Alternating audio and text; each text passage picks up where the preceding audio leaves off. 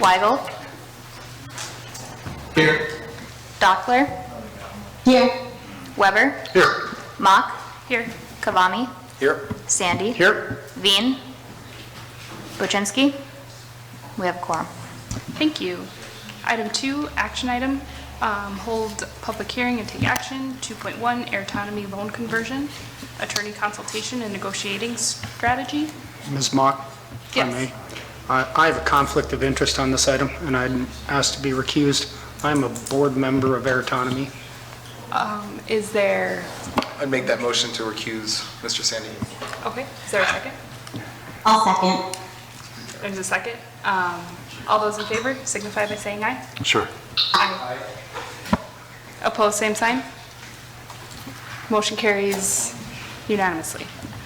All right, item 2.1. Ms. Mock, we do have a recommendation from the Growth Fund Committee who just adjourned at approximately 5:30. Before we get into that, Josh Reedy from Air Autonomy does have an opening statement that he would like to make. Thank you. Good evening. Good evening, and thank you, everyone. And I'll just take a moment to provide this statement. Members of the Jobs Development Authority, in 2020, prior to the establishment of the Accelerate Grand Forks Fund, Air Autonomy received a $500,000 loan from the Grand Forks Jobs Development Authority with terms matching the North Dakota LIFT program. First and foremost, thank you. The program worked as intended, and I truly mean that. On behalf of Air Autonomy and those interests whom I am responsible for as founder and CEO, I respectfully request that the Grand Forks Growth Fund and the Jobs Development Authority maintain the original loan terms. Doing so is not only consistent with the program's policies and intent, it reaffirms that Grand Forks is most interested in what is best for startups, founders, employees, and all those vested in their long-term success. Keith Lund put it best in his prior comments. We're trying to take a bet on the entrepreneurs and deliver the message that we're supporting you in the creation of your business and the expansion and growth of your business here, taking position as a creditor. So thank you for your time and your consideration and most of all your support. Thank you.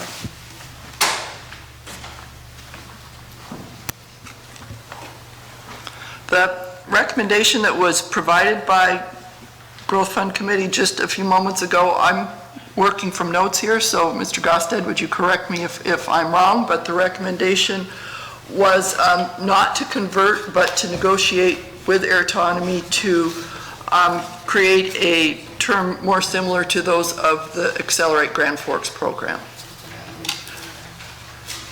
This committee now has the option to, of course, make that motion, make a separate motion, or convene in executive session if you would like to engage in kind of privileged negotiating strategy with the city attorney.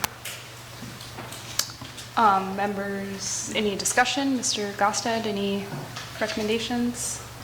Well, Growth Fund did go into executive session for purposes of discussing the the conversion rights that exist, and to get some direction from me as to what the terms mean for the JDA, and some negotiating instructions and strategy that the JDA may want to provide to me.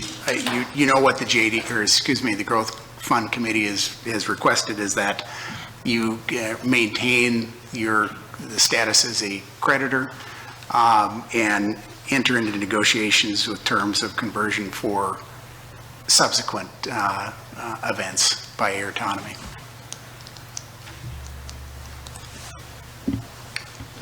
Mr. Weber, did you have a comment?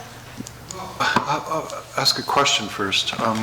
We could go into executive session, or someone could make a motion to just follow the Growth Fund's recommendation, and we could have a vote short of going into executive session. Correct. So I'll just ask of fellow members of the JDA, do we want to go? I'm happy to make a motion to go into executive session, but I'm also happy to just simply make a motion to approve the recommendation from the Growth Fund Committee.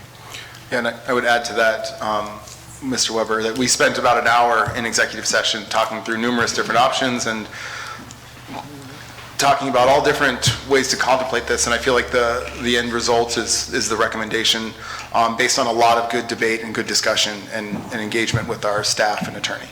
So I would second that if that motion was to be made.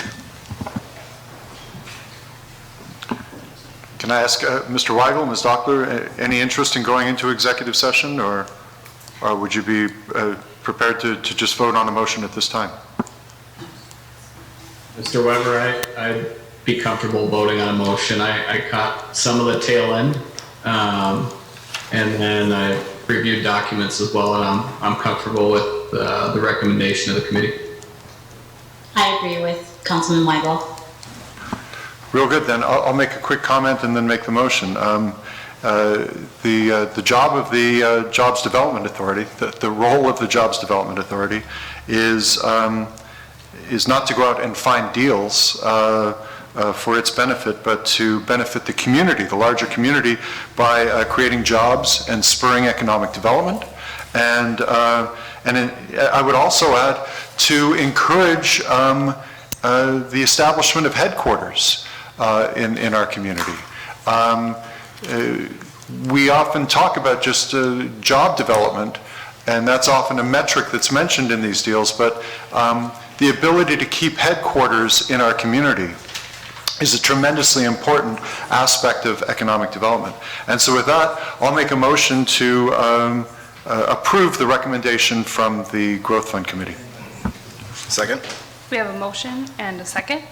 Further discussion? Ms. Richards? We do need to hold a public hearing. Okay. Well, let's open the public hearing. Seeing no one, let's close the public hearing. Anyone on the phone have further discussion? No, thank you. Okay, seeing none, all those in favor signify by saying aye. Aye. Opposed, same sign. Motion carries unanimously. Is there a motion to adjourn? I'll move. Second? Motion and a second, all in favor. Aye.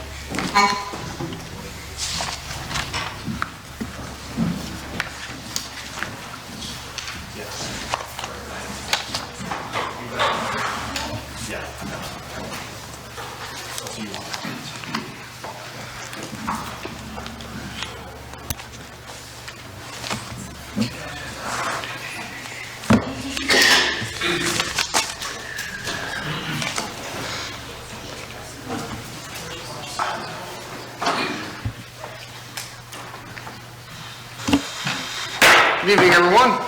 Welcome to beautiful downtown Grand Forks. This is Grand Forks City Council's Committee of the Whole from Monday, May 9th. Under item 1, call to order, 1.1, welcome and roll call.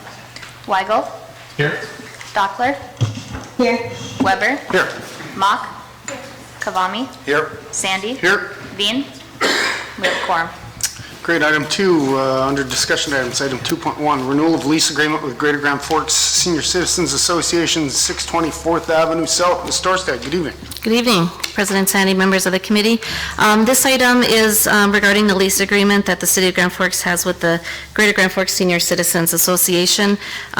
We currently have a 5-year lease that expires or ends June 30th of this year, and the request is before you to extend this for another 5-year term, then to extend to June 30th, 2027. They are requesting this renewal with no changes. So this lease agreement mirrors exactly what the previous 5-year agreement had stated. But if you should have any questions, I am here to answer those. But they are looking to have approval so they can move forward with their gaming license renewal, which is due June 30th. Thank you. Mr. Weber? I'll move approval. There's a motion, and a second by Mock. Is there any, Mr. Storstad, is there any reason why we go 5 years? President Sandy, members of the committee, previously it was 3-year lease agreement. Last time we did this renewal, we extended it to 5-year. If you'd like that considered longer, but they did request to keep it at a 5-year. They requested to keep it at 5-year. I think we should do 10 years myself, but I'm happy to move along with the motion. Any other comments? Mr. Weber? Ms. Eisminger's here. Do you wish to speak to the recommendation? Does 10 sound good to you? 10's fine. 10 sounds good. I'll adjust my motion accordingly. Yep. Ms. Mock, is that acceptable to you? Great, there's a motion and a second. Any other comments? Hearing none, all those in favor signify by saying aye. Aye. Opposed, same sign. Thank you. Motion carries unanimously. Thank you. Item 2.2, declaration of surplus property for the fire department. First of all, though, Seisminger, thank you for everything you do for our community. Appreciate it. Chief, good evening. Good evening, President Sandy, members of the committee. This is just a request to surplus 3 pieces of equipment that we are no longer utilizing at the department. It's an effort to get rid of some items that we don't need to maintain and store. They've been replaced with other more functional pieces of equipment. The 93 International, which was formerly a rescue truck, an old John Deere tractor with a loader that's just been sitting outside that we haven't been utilizing, and an airboat that we no longer use. We replace it with a newer boat, and we also have more of an agreement with the county to use more reliable, dependable equipment. So we'll, of course, follow the city's surplusing policies. If no other department needs them, they will be disposed of through gov deals or some auction. Great, thanks, Chief. Any questions or concerns? Move approval. Moved by Kavami, second by Weber. Any other comments?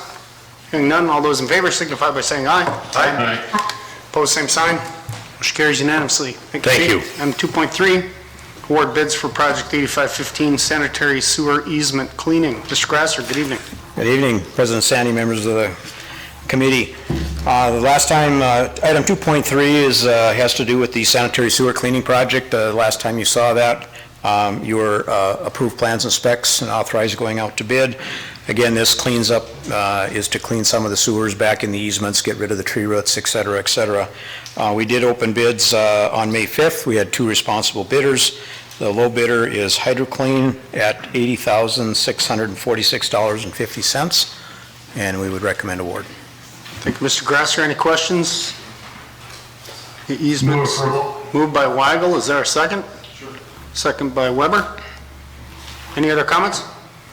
Hearing none, all those in favor signify by saying aye. Aye. Opposed, same sign. Motion carries unanimously. Thank you. Item 2.4, plans and specs for Project 8194 El Monte Force Main Reliever. Mr. Grasser. Thank you. Again, item 2.4, the last time you saw this was approving the engineering contract, the task order to complete the design of this. Again, this is to interconnect a couple of lift stations using an old abandoned water main in order to be able to do the bypass, underground bypass, much more easily and less disruptive to the public. Those plans have been completed, and we're looking at approval of the plans and authorizing the bid. Comments? Move approval. Moved by Kavami, second by Mock. Any other questions out there? Hearing none, all those in favor signify by saying aye. Aye. Opposed, same sign. Motion carries unanimously. Item 2.5, plans and specs for Project 8217, Sanitary Lift Station number 48 and Force Main. Mr. Grasser. Thank you. Again, item 2.5, this is actually something that's been on and off of our radar here for probably 3 or 4 years. It's a lift station south of 62nd. A few years ago, we thought that the development was going to drive that on the east side of Washington.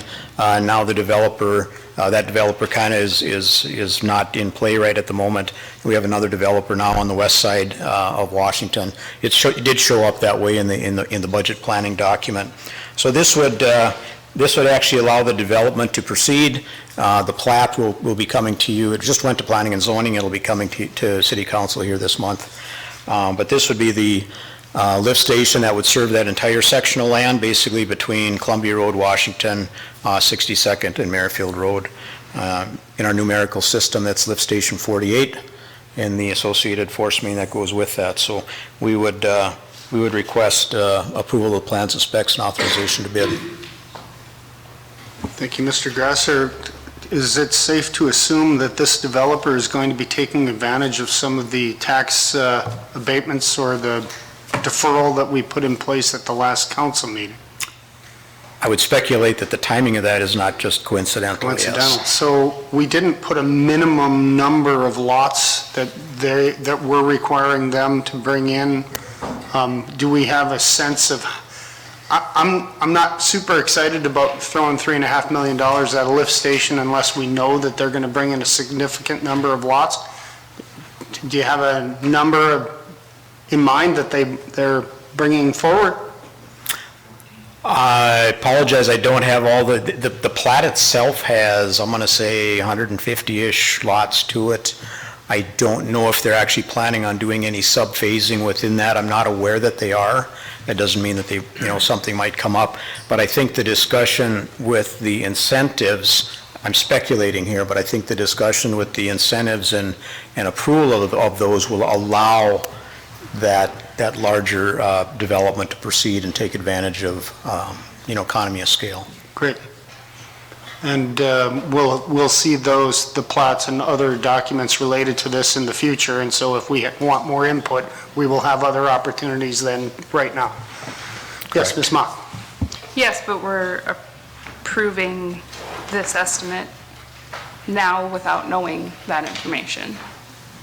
Does it not stand to reason? This is approving plans and specs, right? So we're going to go out for bid on this? Correct. So we can always reject the bids in the future if we decide that we're not seeing what we want, right? Yeah, there will be a time lag, that's a good point. There's a time lag between what happens today and when actually bids get open. And I think by the time the bids get open, you'll have seen the plat at least once. You'll have the, plat and zoning and an annexation that'll come with it. Great. Any additional comments? Yes, Mr. Weber? I've been concerned about, for lack of a better word, urban sprawl. This is continuing to get further and further away from the core of the city. At the same time, it takes a while to get this all put together, and so what is the time frame for this? How long does it take to get a station in like this? The station from where we're at today will probably take about a year, maybe less with the bidding. Generally, we call it 2 years, but there's usually a front end where you've got to do the design and property acquisition, those kinds of things. And then you've got the actual, construction activity itself. So I'll say roughly a year. So it could be operable in a year? Yeah. If it can be operable in just a year, I guess the other side of it is that it's not going to get any cheaper. We wait 2 years until all the lots are platted, and it can become much more expensive to do this as well, right? I'm concerned that this idea that, we would be receiving bids and we could turn it down at that point, but we would have already invested city staff and time on developing it. Once we approve it, we've opened that gate. It's unlikely for us to shut it down at that time. Yeah. Having expressed those concerns, I'll move approval. Moved by Weber, second by Kavami. Yeah, I think Further just a discussion? comment is that this aligns with all the work that we've been doing to try to incentivize additional lots. So, And I think based upon history and what we've seen doing our housing studies, we have a shortage of housing at all different price points. And we have people in our community that like infill living, and we have other people that like living in Greenfield, and that's why we should continue to work to develop our downtown and our core, as well as letting people and landowners continue to develop other areas of town as well. As long as we're still talking about it, this does feel a little bit like leapfrog development, but we need a combination of infill and that expansion. So that's why I made the motion. Great. Yes. Any other additional comments? Ms. Mock? I do think we need diversity in housing,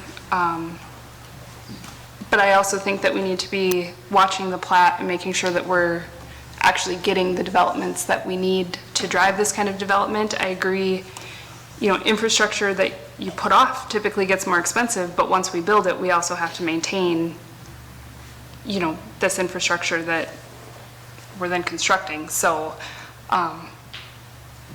I guess I'm interested in the bids. I'm not sure I think we need to be vigilant and make sure that we're actually properly planning and making sure that development meets what we need in order to move forward with this.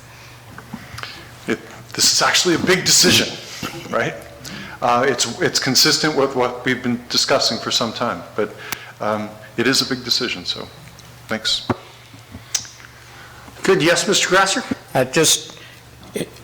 I think I get a sense of sometimes where some of the questions and things are going. I just want to maybe explain some of the dance that goes on when you're doing the development, because the lift station may be operable next year, but you also have to have the delivery pipes to bring the sewage into the lift station. So the lift station has to be installed and ready to go. So in 2022, generally you're going to be doing the lift station and the large excavation for the stormwater pond.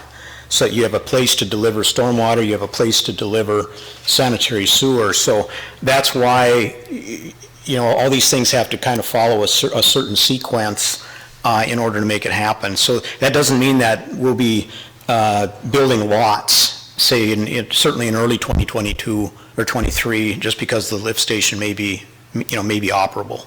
Thanks, and that's in the spirit with which I asked my question earlier. It isn't like 1 year from now we're ready to put in 400 lots. There is a long time frame on this, and this is a necessary first step. Thanks for that explanation. Any further questions or discussion? We should note that Mr. Veen just joined us as well. Hearing none, no other questions or comments, all those in favor signify by saying aye. Aye.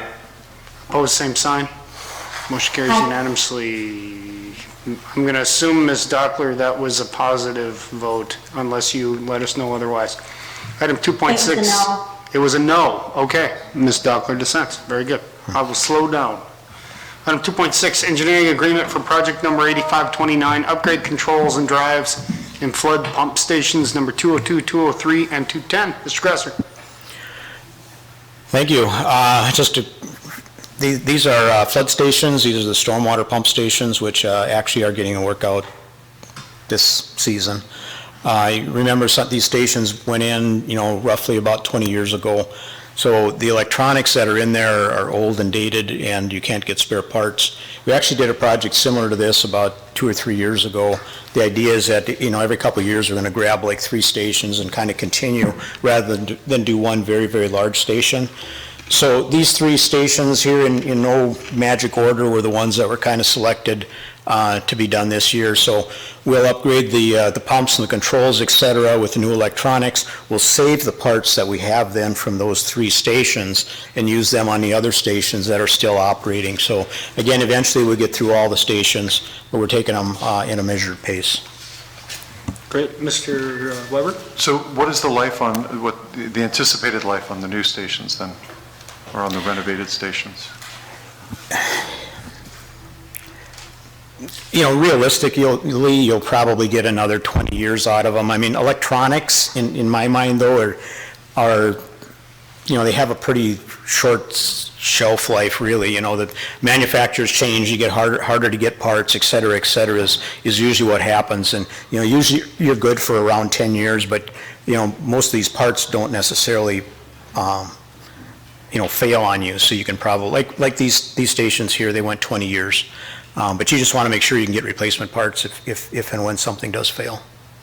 And the spirit of the question was, should we be budgeting for this? Should we put these on a schedule? And we do. That's what you've done. Great. Yep. Thanks. I'll move approval. Moved by Weber. Is there a second? This is Mock seconds. Any other comments? Hearing none, all those in favor signify by saying aye. Aye. Opposed, same sign. Motion carries unanimously. And I'm glad they're working. It's great. Yes. Yeah. Thanks, Mr. Grasser. Item 2.7, award bid number 2022-5, Public Works Operations Streets Maintenance Winter Rental. Ms. Lipsch, good evening. Good evening, President Sandy and council members. We went to bid on the winter rental program for the streets department, and we rewrote bid specifications and went to bid and received 2 bids back, one from Butler Machinery and the other one from RDO Equipment. we reviewed the bids and have made a recommendation to you to award to RDO Equipment. The bid tabulation, I showed you what the 2021-2022 contract was. And the reason I do that is to show you that, we were paying a lot in overages. So this current winter season, we paid almost $22,000 in overages. So we did take into account when we wrote these specifications, like the number of hours we're using these machines. And some of the differences between the Butler Machinery bid and the RDO Equipment bid are, Butler Machinery, we actually get the equipment for 5 months. And then we give it back and they rent them out to other individuals. RDO Equipment's bid is they're going to give us the machines and we're going to keep them for a total of 5 years. Well, we're going to pay for we're going to pay an annual contract with them that equates to the 5-month rental, but we actually have the balance of all those hours to use over 5 years. So like last year when there was really not a ton of snow to move, and this year would have really balanced out instead of costing us $22,000 in overages. So I think it's going to be a win-win for the city and RDO Equipment. Might be a challenge for some of our operators getting used to a new different motor grader, but the staff seems to be anxious to get one and start utilizing it. So. Great, thanks. Any comments or questions? Makes sense. Moved by Mock, second by Weber. Any other comments? Hearing none, all those in favor signify by saying aye. Aye. Aye. Thank you. Opposed, same sign. Motion carries unanimously. Thank you, Ms. Lipsch. Item 2.8, Transportation Services Agreements with UND. Mr. Phelan. Council President Sandy, we have Mr. Bergman's online as needed. He's in Louisville for a public transit conference, so he didn't win with the winning horse on Saturday, though. Otherwise, he probably would have retired by now. Anyway, this is another really great kudos to, as you recall, Mr. Bergman and all the great things public transportation has done pre-pandemic, during the pandemic, and post. So, as you recall, Dale integrated our system with UND's, and UND asked if we could contract. This is, pre-pandemic stuff. So we were going to give it a try and try it out, and it's worked pretty successfully. So thanks to our public transit folks and trying to find bus operators, it was probably a pretty good move for UND. The other thing that we could do if we integrated our systems is that the city can get cost shares on buses, transportation buses. We can get an 80% cost share where UND was not able to do that. They had work lease arrangements with the state of North Dakota. So we could upgrade the capital. They would pay the local share, and we could really renew those buses that they were using. We could share drivers and that sort of thing. So it's really been a big success. So what's in front of you is really to formalize that for the next 5 years. And the agreements for student, faculty, and staff. So there's an agreement with UND student government, but there's also an agreement with faculty and staff. The agreements are based upon hours and miles, and so it's a similar to how we charge East Grand Forks. We have an agreement with. You're going to see that probably in a near-term meeting. You're going to see an agreement with East Grand Forks. That's going to look not the same, but similar to this, and it's based upon a tried and true method of making sure everyone's paying their fair share. In this case, it's UND. Right now, I believe we're running 3 routes, day routes at UND, and we're running 1 night route. We only run during the semester, so the spring semester and the winter semester, we don't run during the summer, as I recall, as part of this agreement. I would just notate that you will see in East Grand Forks another amended agreement or an updated agreement. We continue to work with Grand Forks Public Schools. Again, thank you to Dale and his entire team for keeping that system going too. So they're doing some terrific things on that. We are trying to transition that back if we can to the public schools. We'll see what happens, right? And so really we want you to move forward. It's been a success, and we were a little bit anxious because people get used to a certain service level and how things are done. But the fact that City Council hasn't heard much of anything about, what's happened on campus, and many of you are on campus, so you would have heard some things. So that's really thanks to Dale and his team and all the great things that they do day to day. So with that, Dale, anything further to add as part of this recommendation? Just that the agreement for the student fees has been 75 cents, and this is just to extend it for a 5-year period again. And this year, we also went out with the faculty and staff to the $1.50 per ride cost that we would have for them. I should say one thing, Dale, when I look through the agreements, it looks like the overall estimated payment is about $490,000 is what we're estimating for the cost to serve both faculty, staff, students is the estimated cost. And they're paying the proportional cost, so nobody has to be concerned that, UND is not paying their fair share or East Grand Forks is not paying their fair share. We're all paying our fair share as part of this. Mr. Phelan, or perhaps Mr. Bergman, how are we tracking the students and faculty? I mean, I see in the agreements it's related to having an ID. So are they swiping a swipe card on the buses when they get on? So we're capturing that info? Yes, they're swiping their student ID cards on the bus, and it separates out the students from the faculty and staff. We get those numbers off their student ID. It's a 16-digit number. We only need the first 4 digits. It tells us that they are a registered UND student or they're a registered faculty or staff individual for the university. And then we bill them back with those number of rides that are accumulated. Great. Thank you, Mr. Bergman. Appreciate that. Any other comments or questions? Mr. Weber? One comment and then a question. A comment, you asked if we hear anything. All I'm hearing is wonderful things. Students, faculty, very happy with the conversion. And then the question is, these agreements, skimming them, it looks like they are sufficiently flexible in terms of route changes or modifications to campus due to construction, et cetera. That's built into the agreements, I assume? Yes, they are. We have to be in agreement together with if there is route changes, whether it's from our MPO office when they're doing the transportation development plan, or if the university is looking for additional routes or wherever they're at. And then the agreement is flexible enough that it bills them for the number of miles and hours that we put on the vehicles for that purpose. Real good. You even anticipated Section B of my question, because we have the ongoing work with the University Avenue Corridor Study, and the MPO is doing some work here, so I'll move approval. Moved by Weber. Is there a second? Second by Kavami. Any other comments or? I assume we're taking all 3 of these at once? Yes, please. Yeah. And I would just highlight one more. We're proud of the fact that we won the Town Gown Award, and it's agreements like this that really demonstrated that. So, we talked, and I'll give Mr. Bergman more credit. We talked about doing this for years upon years, and he finally was able to execute this with the right folks at UND. So, and we celebrate it, and it's how, it's not about the award per se, but it's about all the partnerships that we've created along the way. Great. Thank you, Mr. Phelan.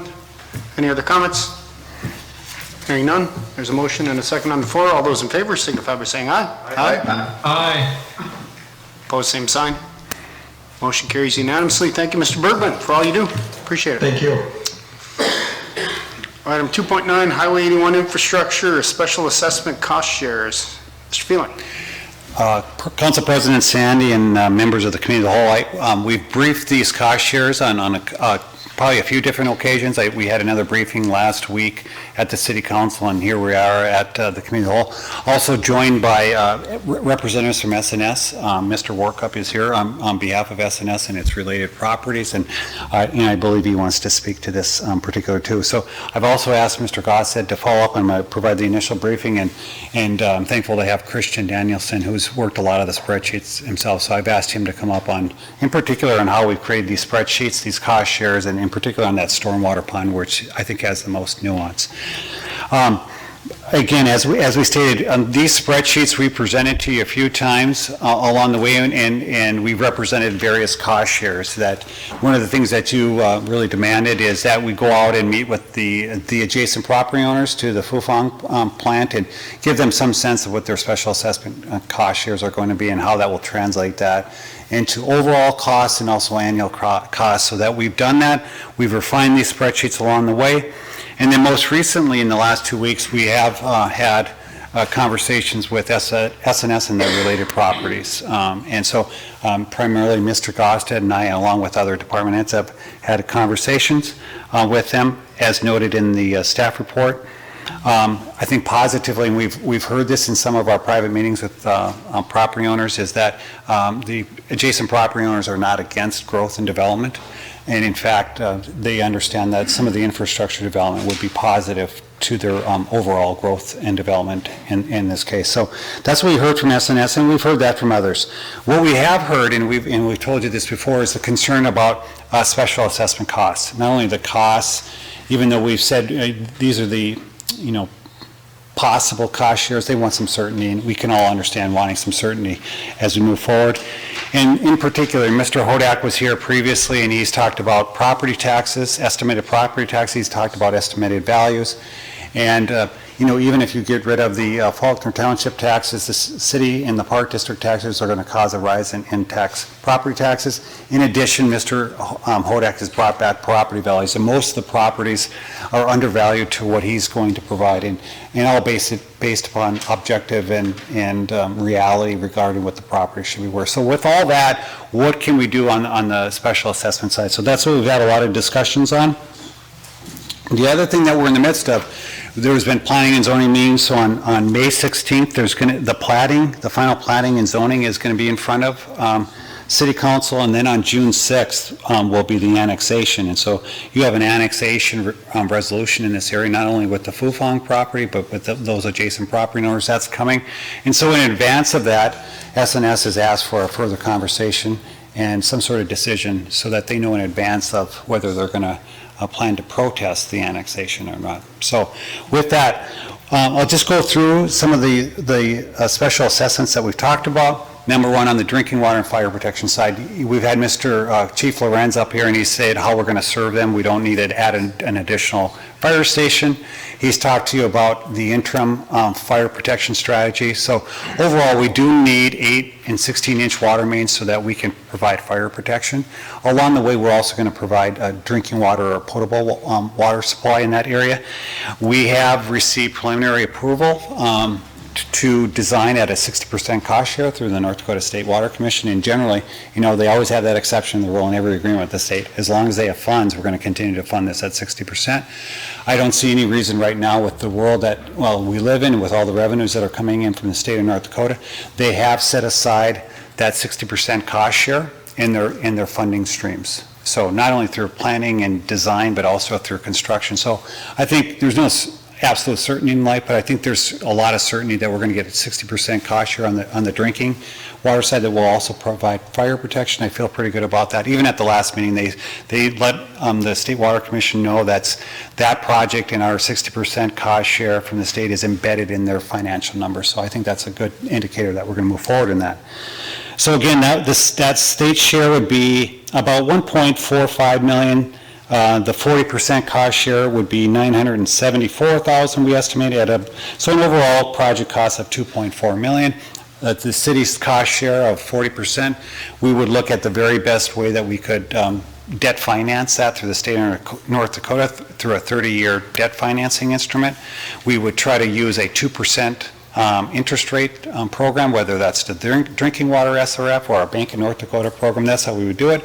And then our 40% share would be ended up in the Waterworks Utility Fund, and through water rates we would all pay that back over 30 years, including Fufang and including the adjacent property owners. But that's part of paying for growth. They're going to pay for that through water rates, and we're all within the city going to pay that cost share too. Hey, Todd. Yes. This kid. Yes, Mr. Vina. That formula is what we use in all situations, right? But in all growth situations, whether it's here and going south? In this case, this is unique. This cost share is new, where the state of North Dakota has allowed large distribution mains to be funded through their state water commission. Normally, if you want to look at a nearer term, with Oscarville, this would have been 100%. Most of this would have been special assessed to the property owner. So we're saying this is unique, that you're providing a 0% special assessment cost share. I think there's some, beyond just having the state program, there's some merit, because as we've gone out and talked to the adjacent property owners, we get this argument. My water's just fine, I don't need new water mains, right?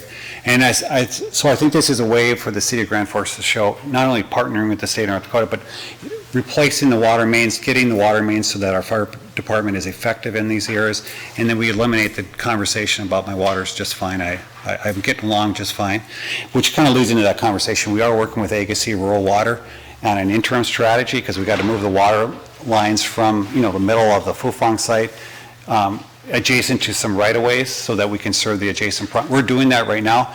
And along the way, we're going to work through our current agreement with Agassiz Rural Water on how we're going to serve these areas. We think most of the area, all the area is going to be served with fire protection.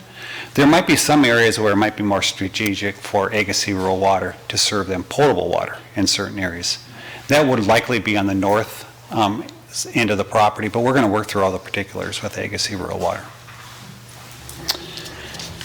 Secondarily is the other one, big one, is a sanitary sewer system. And again, this is another one that traditionally would be assessed. And you just talked, Mr. Grasser was just talking about the south end growth area. The city pays for the wastewater lift station. The city pays for the associated force. Mr. Phelan, if on the agenda, which items are we speaking to at the moment? Sure. We're speaking to, if you look on the annexation agreement outline response, which should be the third page. So 2.9A?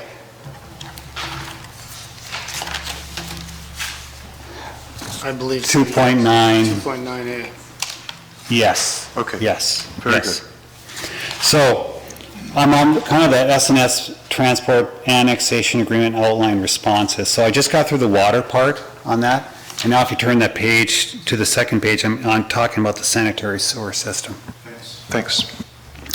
Now this would be another one that would generally be assessed to the property. The city would pay for the lift station, the city would pay for the force main, and then the development pays for the collection system. And so that's what's going to happen at this south end development. We're going to pay for the lift station, we're going to pay for the force main, and then as the prairies develop, with the streets and where the collection, they're going to assess that all to the properties. In this case, we're proposing to use a unique program. And so the federal government passed this infrastructure program. As part of that, the state is going to receive drinking water SRF program funds. They're going to receive clean water SRF program funds for both water and wastewater, okay? The unique part is the federal government has allowed 49% loan forgiveness for the clean water SRF program.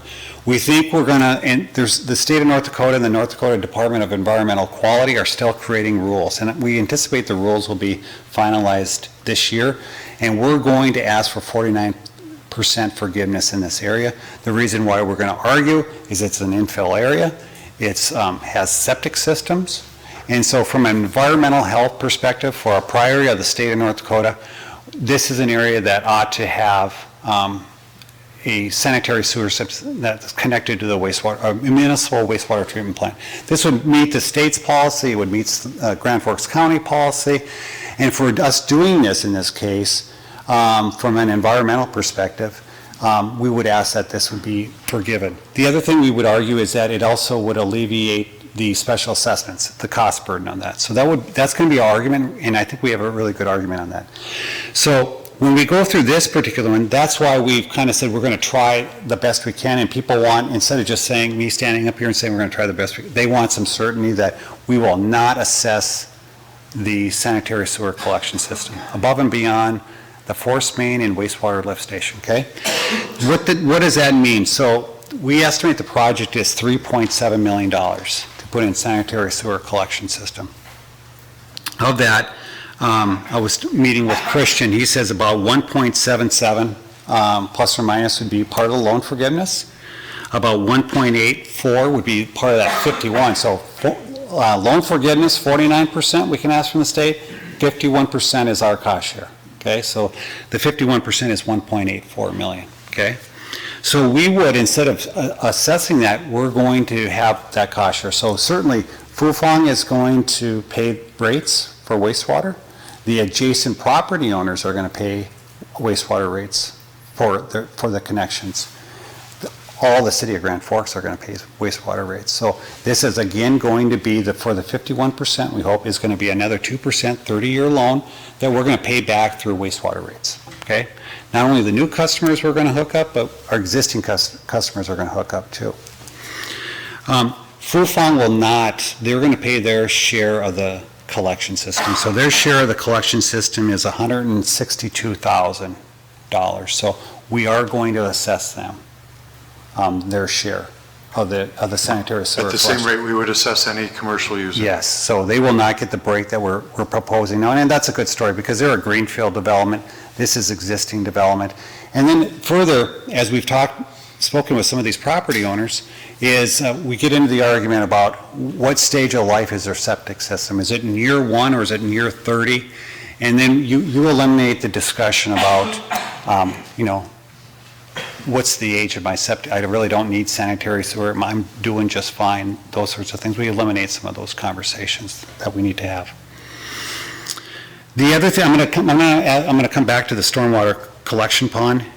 You also, as part of this, there was this Highway 81 stormwater trunk system, and that was going to be trunk lines from the regional pond to Highway 81, and that was $787,500. In that spreadsheet, we concurred that we would use prairie dog funds, or an associated financing is that we would not assess those trunk mains in that way. Then when we get down to 27th Avenue North, and 27th Avenue North is a kind of an arterial road, is really important. Our standard cost share is 80-20. 80% the city pays for, not only the street itself, but the associated stormwater, and then 20% of it is assessed. In this case, SNS asked for the city originally pay for all of it, and we said no, we've done enough. We're going to keep that standard cost share. So the proposal as part of this is to keep that at 80-20. That would really meet the city's standard. There's discussions on 33rd, and so as we've spoken with Fufang, there's been 2 avenues that we've talked beyond 27th, 30th and 33rd.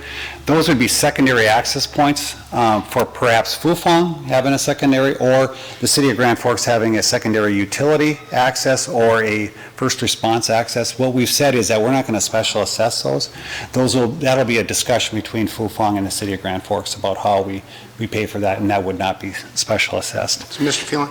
One quick question on that. So we're making the assumption that 33rd, if it needs to be improved, the only property that's going to benefit from it besides the city of Grand Forks will be Fufang, correct? You are correct. Thank you. If I could ask a procedural question.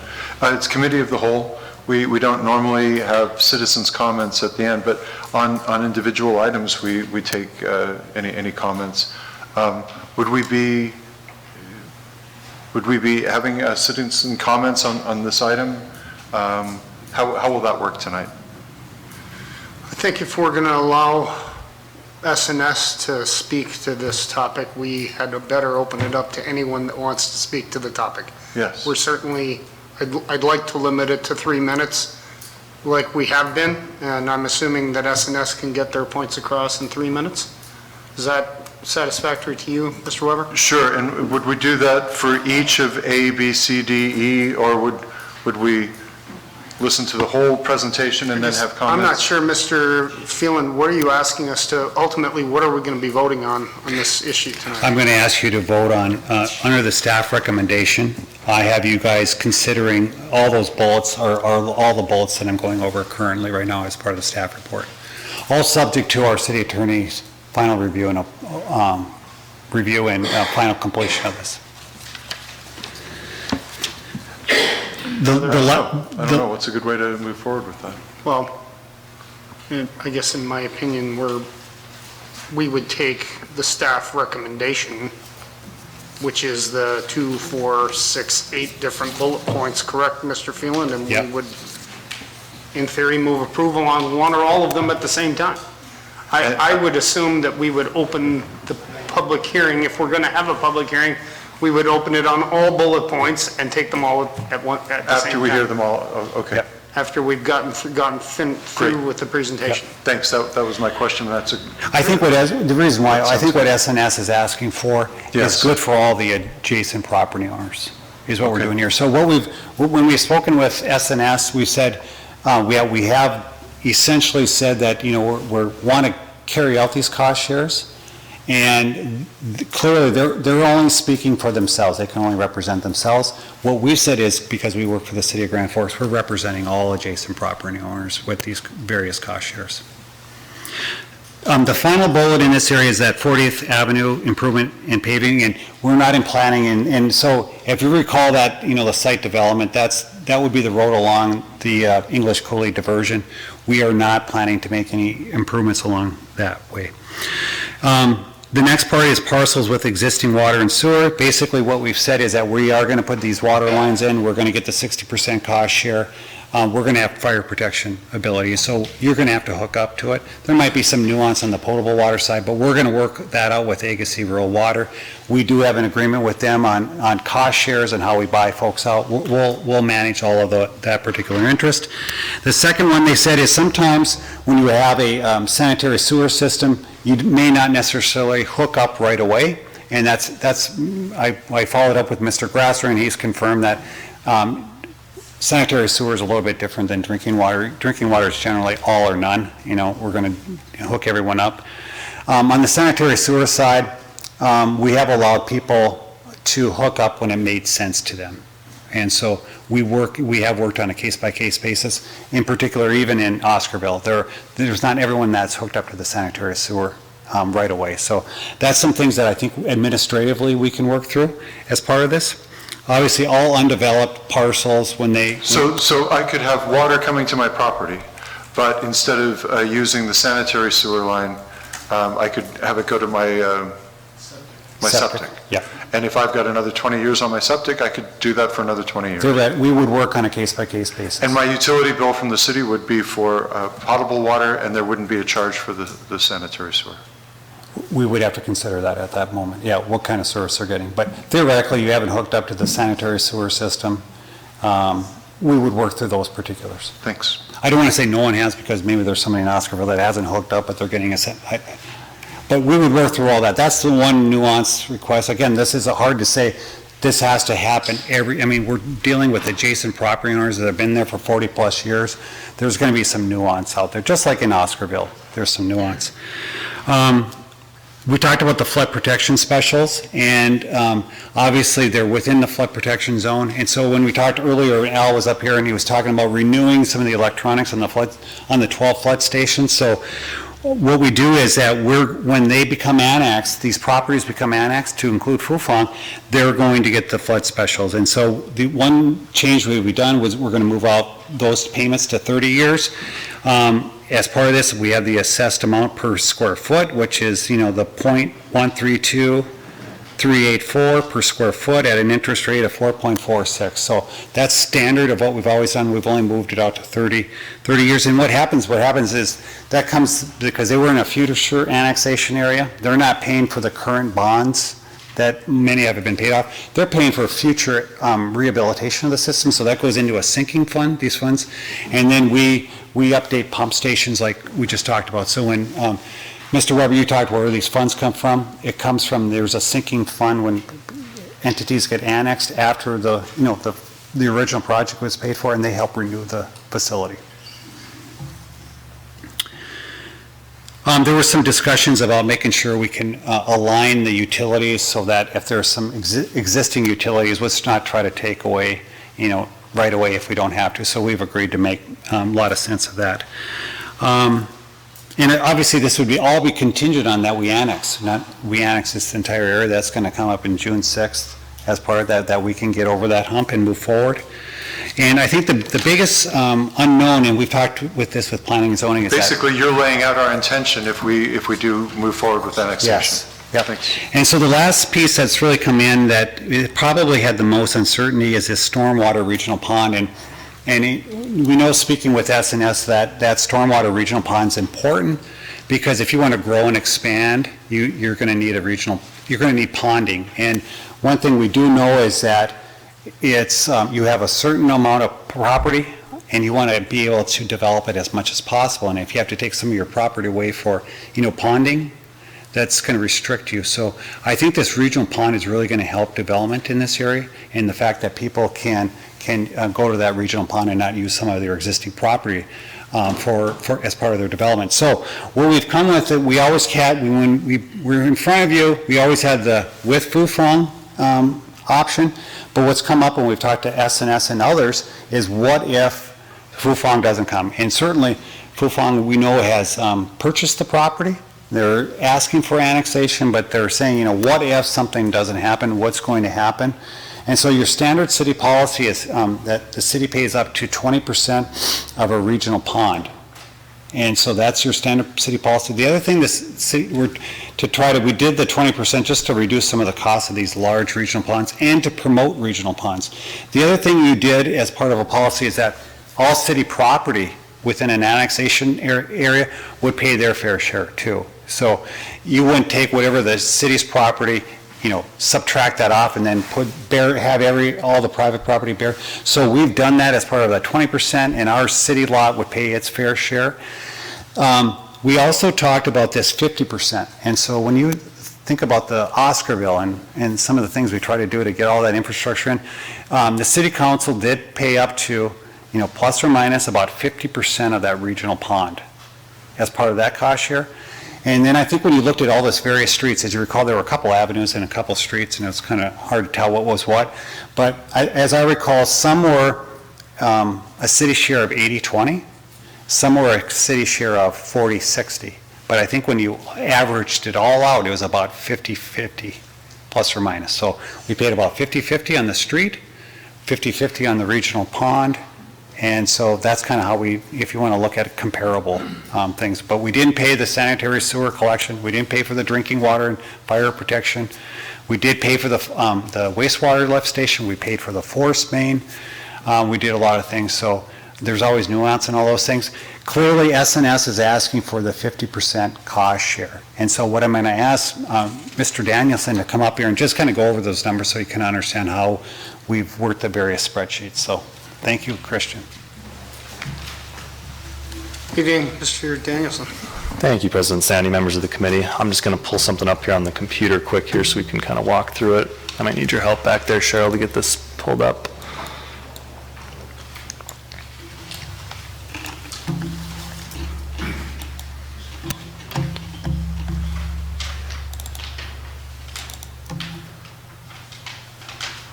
And then the spreadsheet's grown quite large, so you may have to bear with me here a little bit as we zoom in and out of some of these things.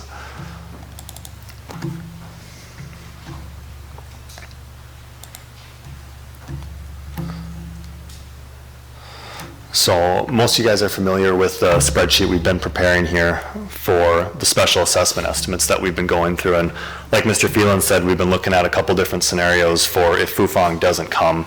And like Mr. Phelan mentioned, our standard city policy is just going, the city will cover 20% of the pond and the rest of that 80% gets special assessed to all the properties that regional pond serves. So this first sheet that we're looking at here is that scenario put into the spreadsheet. So what this spreadsheet calculates here is if Fufang doesn't come, then the city would still follow that standard 20% assessment policy where we'll take 20%, the rest of the 80 goes to the lots.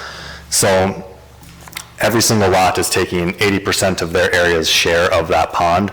So on the left side of this rather large spreadsheet here, we've got a pond column, and that is the city's portion of each of those individual lots. That's the 20% that the city is going to cover on a lot-by-lot basis.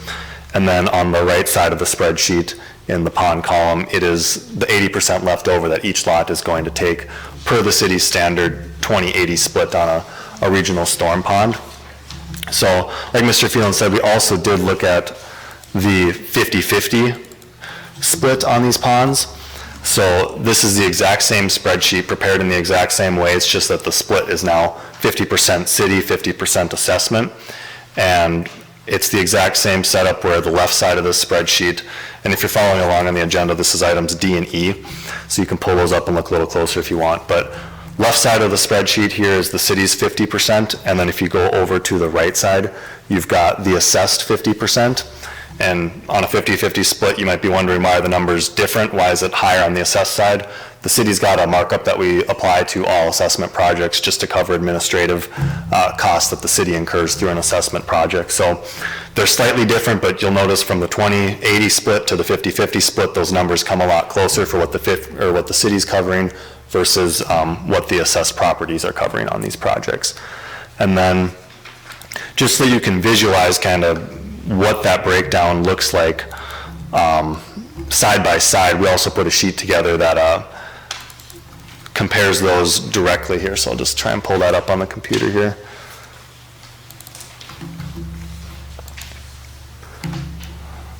So then this last sheet here is essentially those two spreadsheets, just taking everything out except for those pond costs. So you can see what it looks like with 50% and 20%, and these are just the assessed costs. So the city's still got their 80% or 50%, or excuse me, 20% or 50% that they're going to cover, but these would be the 50% and 80% that the properties would be covering.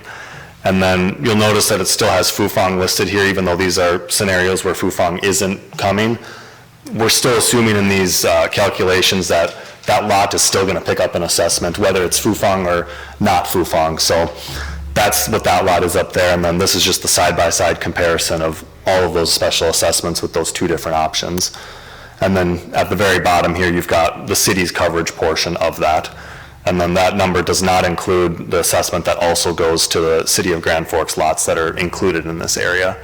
So it would be that number at the bottom plus the lots that the city has for special assessments.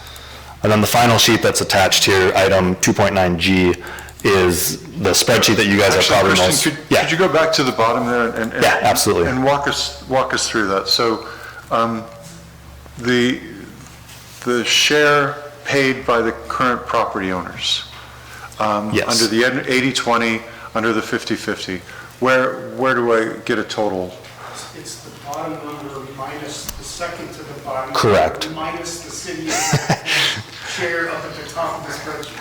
Yeah. In hindsight, yes, we should have probably added a row in there. That was the total assessment value. But yeah, it would be the total value at the bottom minus the city covered value directly above that minus the city lot up top. So 4.3 million minus on the 80-20. Yep. They would have paid 4.3 million. City would have covered 900,000, leaving and 900,000 and another 300,000. Yep. So about 1.2. So current property owners would have paid about 3 million. Yep. 3.1 about. And under the 50-50, that's being cut down to about 2 million. Mm-hmm. Correct. Yes. Okay. And these are just hypotheticals that we put together to kind of go over all these different avenues that we could approach. And other than Oscarville, this is unprecedented. This is not a deal that we've given previous developments. No. Previous Council annexations. President Sandy and Councilmember Weber, yeah. You know, we have said this Fufang is a historic project, and, you know, it's historic in many ways. We're trying to, and you've asked for us to try to mitigate as many of the expenses as possible. Again, even when these cost shares, we would also debt service our cost share, so we're not going to pay cash for something that's going to be there a while. So it would likely be, again, working with the state of North Dakota under the proper financing mechanism. We try to do a 30-year, 2% financing as part of whatever, even if it's assessed in our share, we would pay for it through rates too. So obviously in this case, whether it's the 20 or the 50, there's going to be assessments that are going to be paid for over 20 or over 30 years. We're going to have a cost share of that. Likely, you know, we have a stormwater enterprise fund where we all pay rates, and so certainly all these entities and customers out here, adjacent and Fufang, are going to pay stormwater utility rates, and then everybody throughout the city of Grand Forks are going to pay stormwater enterprise fund rates that are going to help pay for this too. So growth in the community, not only does the growth pay for the growth, but we all pay for the growth, and that's important to note. Whether it's on a south end pump station or if it's infrastructure up here, we all get to share in some of the investment for the greater good. Thanks. And in addition to this 3 million versus 2 million that we just kind of roughed out, if I were a property owner, I'd want to know what's that going to translate for $100,000 worth of value? And what is my payment going to look like over the 20 or 30 years on $100,000 worth of value? And do you have? I don't know if this is exactly what you're looking for, but there's an aggregate number on these spreadsheets on the far right. That's an estimated yearly payment, but that includes all of the assessment costs. If you're looking at just the pond itself, that number's not broken out. This is the estimated yearly payment. Yep, but that's all of the assessments combined, not just the pond. So we've got that number shown, and that's By property owner. by property owner, correct. So there's multiple properties that This information is available to the property owners to see. Correct, yep, this is on the city website with And the this has agenda been right now. provided to them in addition to making it available on the city website. Thanks. Yep. Thanks. Yep, absolutely. Thanks, Mr. Danielson. The punchline on the next, you were going to bring up the with Fufeng spreadsheet, I thought? Yes. If we want to go through that one. Yeah, and then there's one more here. One more alternative here, and this is the one you guys are probably most familiar with that you've maybe seen a couple times, the master spreadsheet as we've kind of been calling it. And this is the spreadsheet that's assuming Fufeng is going to build their plant here and they're going to be present. So if you look at the pond assessments on this alternative, the only lot that you're going to see an assessment on is Fufeng, and their share of assessment is equivalent to that it would have been with the 20/80 split. So we gave them that part for an assessment, and all the other lots are zeroed out for assessments, and the city is assumed to cover that. So if you want to see that in the chart form, the left side of the chart here has all the pond assessments where Fufeng has no city coverage and all the other lots have their part covered by the city. And then the right side of the spreadsheet has Fufeng paying their assessment on the pond and all of the other individual lots paying zero for the pond. And this is how we've been approaching the with Fufeng. Scroll right. Can you scroll right, please? Yes, absolutely. And that's the way we typically do it too, right? Typically, each property would get assessed their 80% share on a pond, where in this scenario, we're just showing Fufeng paying their 80%, and then the rest of the lots paying zero. So this is, correct me if I'm wrong, but a unique circumstance with the pond as well. There's a error, so point that out. So on both sheets. Mr. Gradulewski, can you come up, if you're going to speak, come up to the microphone, okay? So through all this, on this here, I have two different ones with the pond and without the pond. Okay. Our yearly estimated amount does not change. How is that working on that? Can I see the dates on the sheets, please? There's a 27th, but it said the same thing up on there. It's possible to all these individual rates on the right side here, those have to get updated separately, so it's possible that one or two of those got missed and they just need to be updated. Okay. They should be showing something different if that lot is there or not there, so it's probably just a calculation error in the spreadsheet. All right, well, we need everything updated before we decide on anything, so. Thank you. Mr. Danielson, if I could go back to that one. Yeah, absolutely, Mr. Bean. Fufeng pays their full 80% on this last one, right? Correct, yeah. And the property owners pay none, and the 20% is picked up by, The city. and that's paid through storm utility fund? Correct, yep.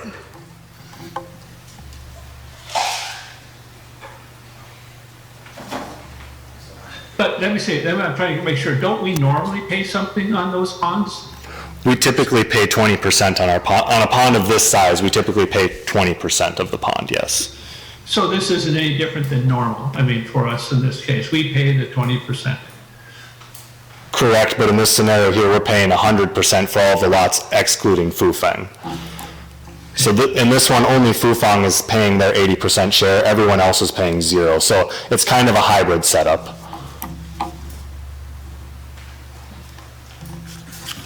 More questions, Mr. Bean? I do have a couple more questions, and I think this has to do with the annexation. So Todd, maybe you can help. Over the years, annexation policies, I think, I'm understanding, have changed from what they used to be.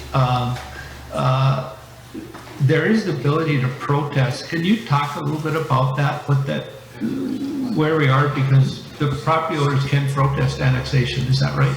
Yes, I'm going to ask Mr. Gosted to follow. Yeah, I'll probably just give you a brief history of where we're at in the annexation process. The resolution that you issued was dated April 18th of 2022, and as a result of that resolution, there are things that needed to be accomplished. First is, we were supposed to send a copy of the resolution within 7 days of it being adopted to the landowners. And then a second notice was to be sent out to the landowners as to the time and place for the hearing and when protests need to be filed. That second notice had to be submitted 15 days before the hearing, and the hearing again is June 6th of 2022. We sent both of those out, or the Finance Department sent both of those out on April 20th of 2022. Included within the notice to the landowners, it did indicate as far as information of the first publication of the resolution, and that's important because by statute, they have 30 days from the first publication date to protest, and the first publication date was April 27th of this year, and the second publication date was May 4th of this year.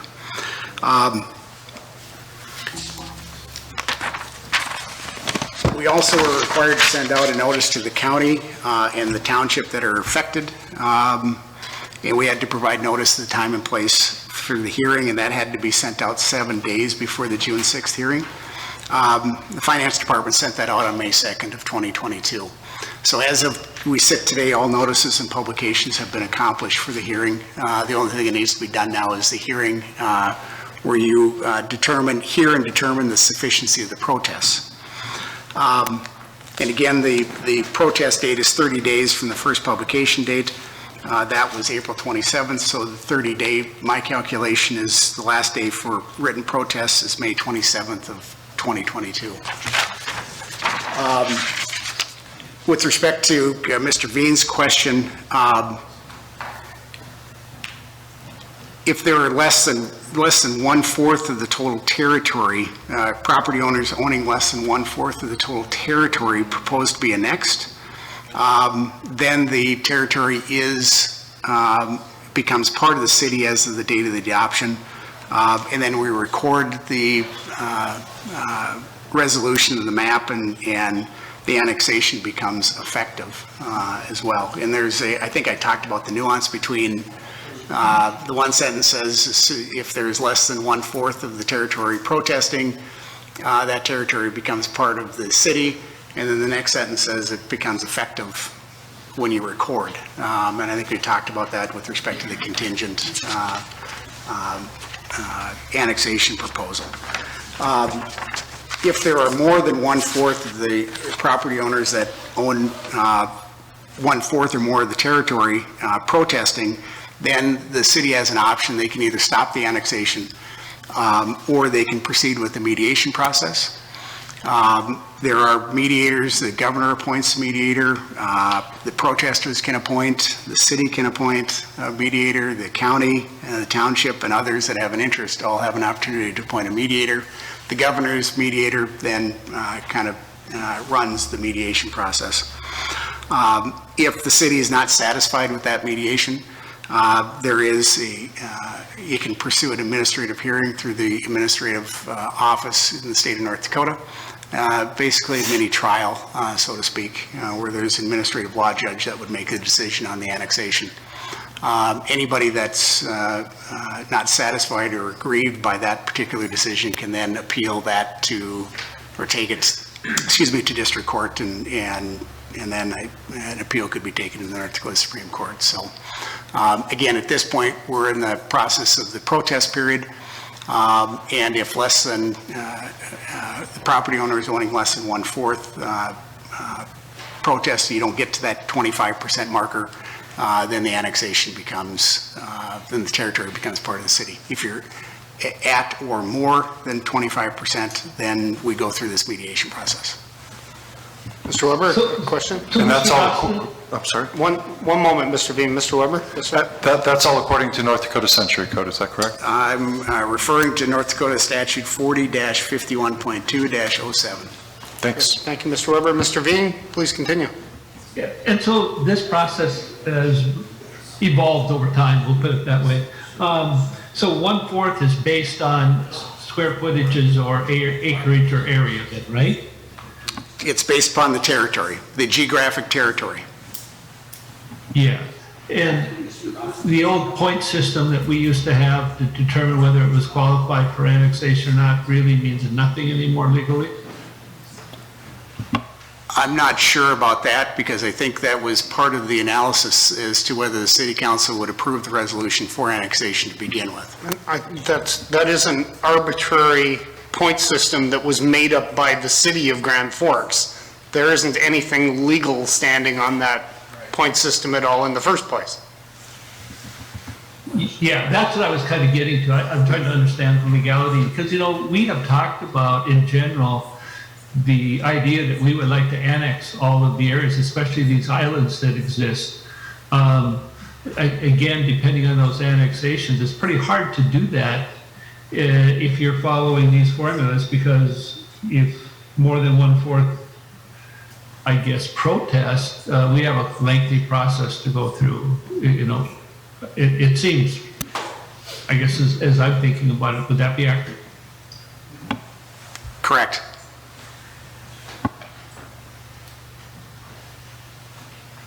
Further questions, Mr. V?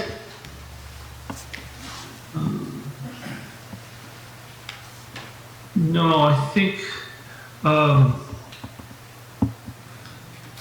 and so let me back up one thing then. And what's happening right now is we've been, I think, pretty open, done a lot of work to try to get these numbers figured out for the property owners. Apparently there's still some question, but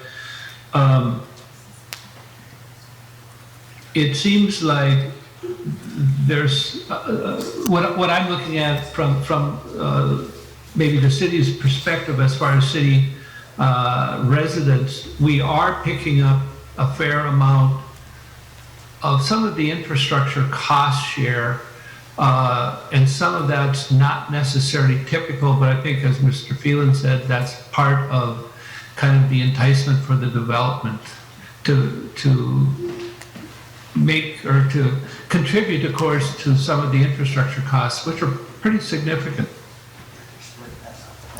I agree with Mr. Veen, and if you, you know, thanks to Mr. Sandy, you know, if you read the late 80s, early 90s annexation, you know, got close, we were in the church near the altar, and then the city council determined, let's punt, and we never got back here till then. It sounds like from reading the information that the overarching issue was the costs and the uncertainty of what it was going to cost. And so really what we've tried to work through this is to provide some certainty. So if, you know, we're asking you to really solidify what we've talked about so that these property owners can be annexed, they have a general understanding what the cost shares are going to be, what their costs are, and they can plan for it. And I think that was a stumbling block in the late 80s and early 90s. I think, Mr. Phelan, correct me if I'm wrong, but to that end, this is an economic development issue. And so we owe it to the landowners in Faulkner Township to try to keep them as whole as possible, because without this development, we probably wouldn't be talking about the annexation. And so I, for one, believe that we do what we can to minimize the burden to those property owners based upon an economic development issue for our entire community. And so through water rates, through storm sewer rates and so on, some of the citizens of Grand Forks, we all pitch in a very little bit to help get this across the finish line and provide that level of comfort for the property owners in Faulkner Township. And hopefully by making this investment, those businesses not only will see some benefit from the annexation, they will actually also thrive because of this and be able to expand their businesses.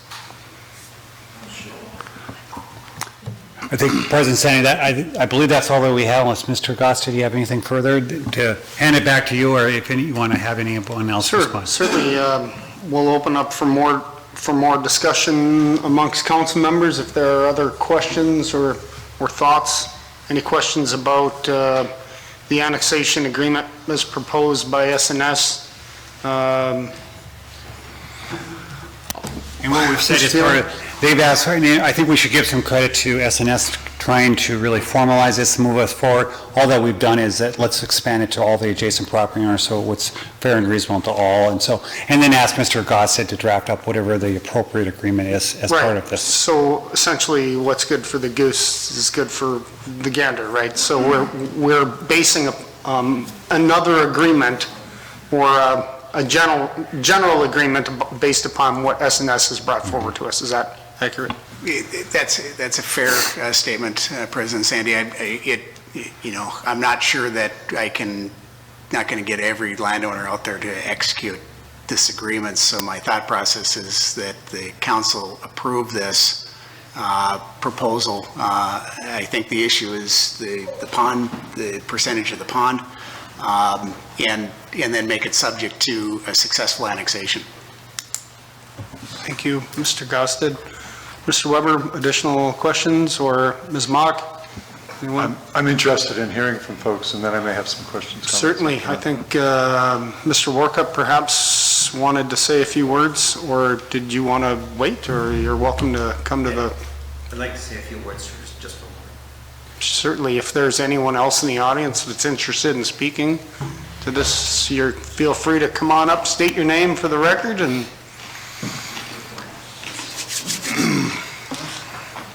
we're going to try to keep it to 3 minutes. It won't take 3 minutes. Mr. My Cadillac? name is Dennis Cadillac, 3900 North Washington Street.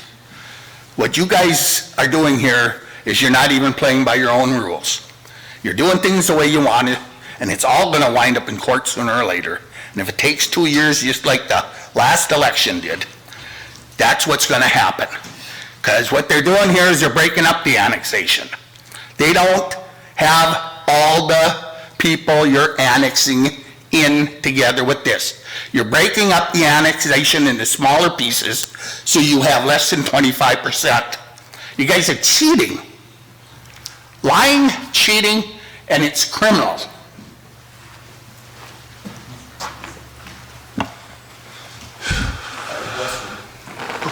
Feel free to come to the microphone, state your name and address for the record. My name is Jason Patrick. I live out over Oak Street, and that's about where I'm going to keep it just because.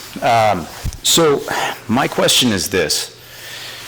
If and when, all right, because we're looking at real options here, going, two paths we can go down. If and when this gets shut down by CFIUS review, or DOD comes back and says, hey, you're done, or the bill that was recently put in for the 100-mile radius and the 50-mile radius within of training areas, so which Grand Forks Air Force Base sits well within, and so does Cavalier Air Station sits well within. And that's also under the current CFIUS rules, okay, and not just the expansion to include all military installations. All right. What is the game plan then? I think that's a good thing, because the city has already spent how much money pursuing this, right? There's a lot of people who have concerns about this. Is this all just money that has now gone down the drain? Is this something that we're going to have to end up sucking up the costs because proceeding too quickly, having all of your eggs in one basket and not actually, not having all of your eggs in one basket and getting ahead of yourself with something? What are these second and third order effects? And that's a big thing that I see a lot of, is what are these things? You have a whole host of people back here who want to know what's going on. How are we going to suck up the costs? All right, look, I'm a red-blooded American, same as anybody else. I served my country for 11 years. I pay my taxes. I pay my dues. But I'd kind of like to know, what am I going to be paying? What is the rest of us going to be paying? What is the other course of action? And you have a lot of these spreadsheets up here, and it's great. You're doing a lot of great work with Excel, okay? And I appreciate that. I love Excel, okay? But why don't you break it down, as we like to say in the Army, Barney style? Bottom line up front, okay? Keep it simple. KISS method, right? We don't need to go through all this. Tell us, here's the numbers, here's what we're looking at. Okay? Be plain. Speak plainly to these people. All right? Speak plainly to me. All right? We're the electors. All right? Be upfront, be honest. Think of second, third, and fourth order effects even. We want to talk about all the people who have issues with the national security stuff, right? It's a common thread that comes up. Okay? What are we doing if this does go in? What are we looking at? Where are the servers coming in for the computer systems that are going to be running there? Are those being supplied by Fufeng? Or is that something that the company here is going to have to source locally? You're looking at a whole million different things, right? And I'm not going to go down that avenue any further. What I'm saying is, let's not put the cart before the horse. Let's give these people answers about concerns that they have in terms of funding, in terms of is this something that we're never going to get back and we're going to have to suck up the cost of? 800,000 plus so far spent, right? Is that ballpark accurate? I saw some paperwork or some numbers somewhere. Thank you, sir. Appreciate your time. Actually, Mr. Sandy, could I? Yeah. Sir, I forgot your name. You said a lot of things there. I did. And a lot of it was insinuation. Some of it was insinuation in the form of questions. Could you kind of sum it up into even just 2 or 3 questions that you'd like an answer to? Well, what's the course of action if this all falls through? Well, if the bottom drops out of this plan, what happens then? And I think, can we get that, and can we get that in crystal clear, bottom line up front? In terms of what? In terms of finances? In terms of cost? In terms of cost to the citizens? That spreadsheet actually says it all. Okay, but you know what? There's a lot of people back here who, when it gets discussed and you have a lot of things going on, it gets lost. Okay, people try to filter through the data and they can't hear it all. So what I'm saying, we're showing bottom line up front. We're showing everyone the bottom line. Okay, it is right there in black and white and green and purple and yellow. It's right there. There are more simpler, more effective ways to put the data out there. Okay. I don't know how to, other than telling the landowners what their special assessments are going to be, I don't know what more to tell them. Well, and that's another question there. Special assessments.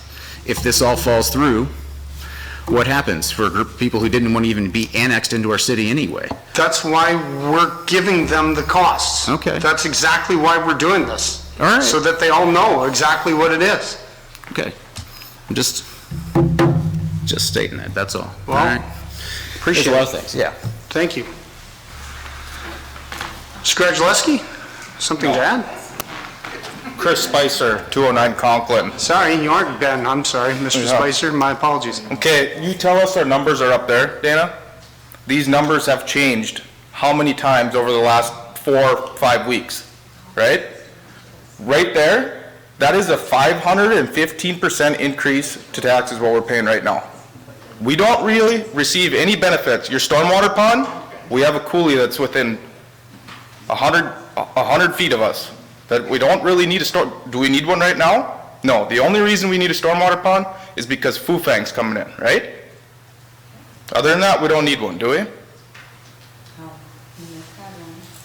Todd, please? For further expansion, you claim?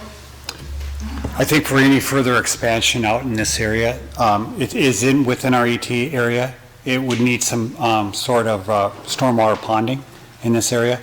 The spreadsheet is generally the same that we have, and if we've done anything with it, it's gone down or increased our cost share, gone down in special assessments. The only thing that we've been asked to do is that regional pond with and without Fufang, and so we've done the 20%. And we've done the 50% just so that you could, not only SNS, but everyone else could see what that means, not only to the property owners, but to the city of Grand Forks.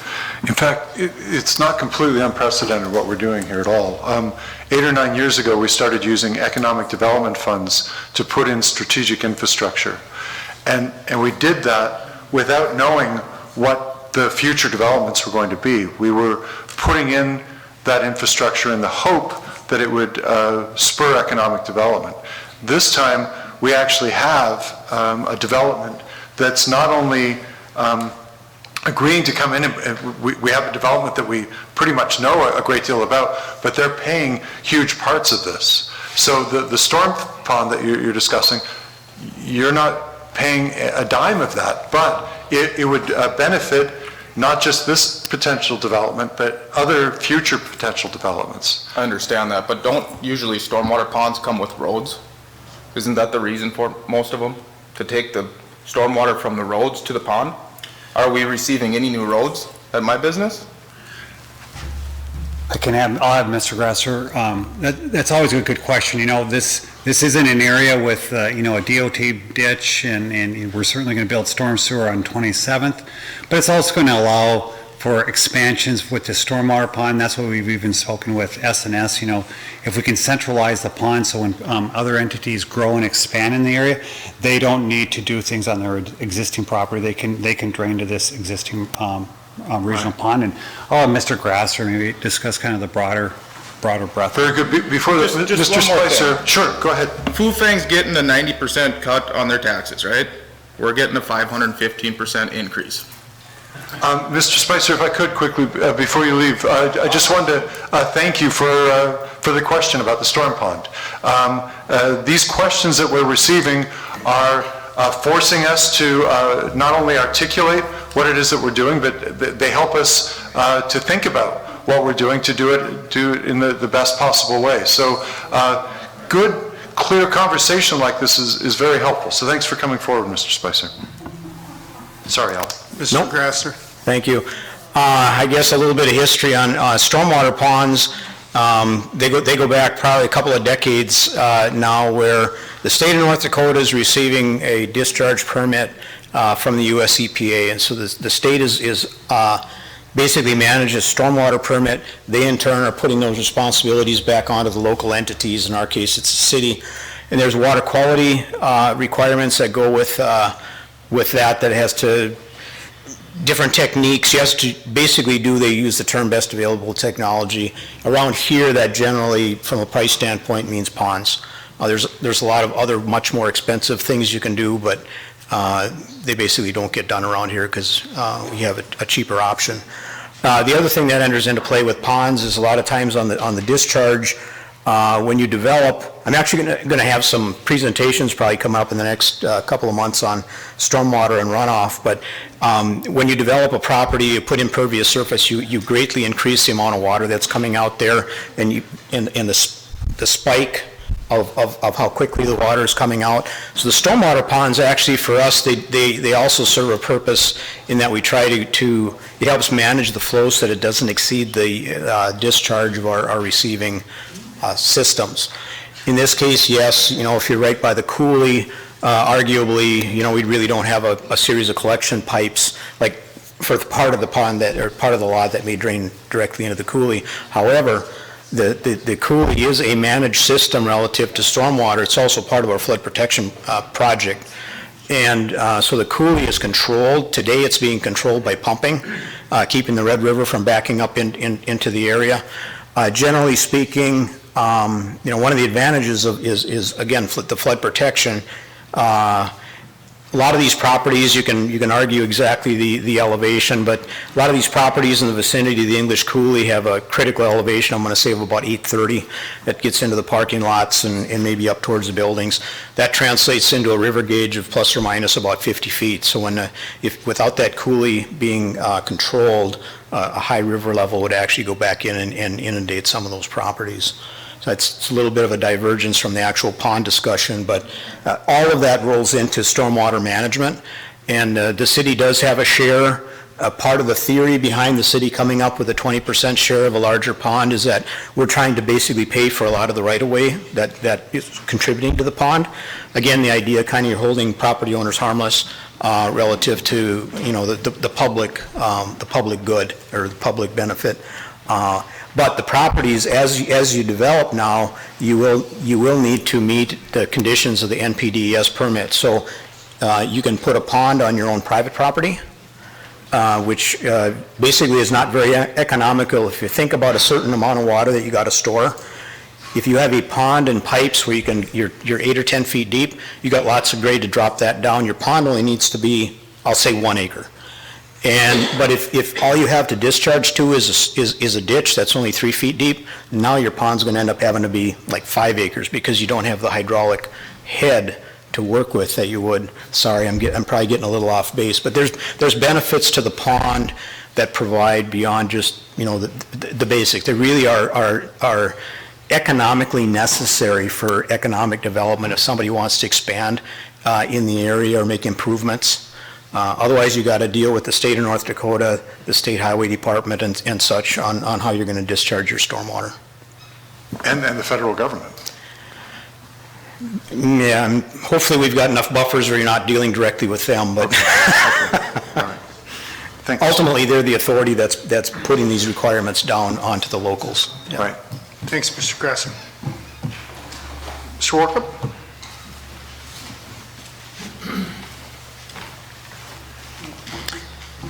Thank you, President Sandy. I'm John Warkup. I'm here on behalf of S&S Transport and the other entities that were listed in Mr. Phelan's report. I'd like to thank Mr. Phelan, Mr. Gosted, Mr. Grasser, and Mr. Brooks for meeting with me and the other S&S reps over the past weeks or so. Just a couple items to clarify from Mr. Phelan's comments. As far as the pond, if Flufeng comes or if Flufeng doesn't come, there's been discussion more on the issue of Flufeng doesn't come. We would request a 50-50 cost share in that, if that were to occur. And I think Mr. Phelan discussed those different alternatives of what the current city policy is and what they've done for Oscarville as an example. One thing that we're a little bit confused on the second spreadsheet, the one that says 50% cost share on pond.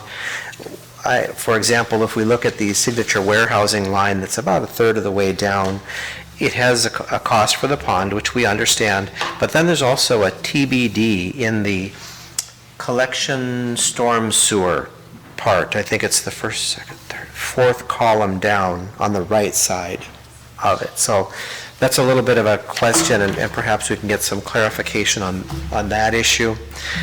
And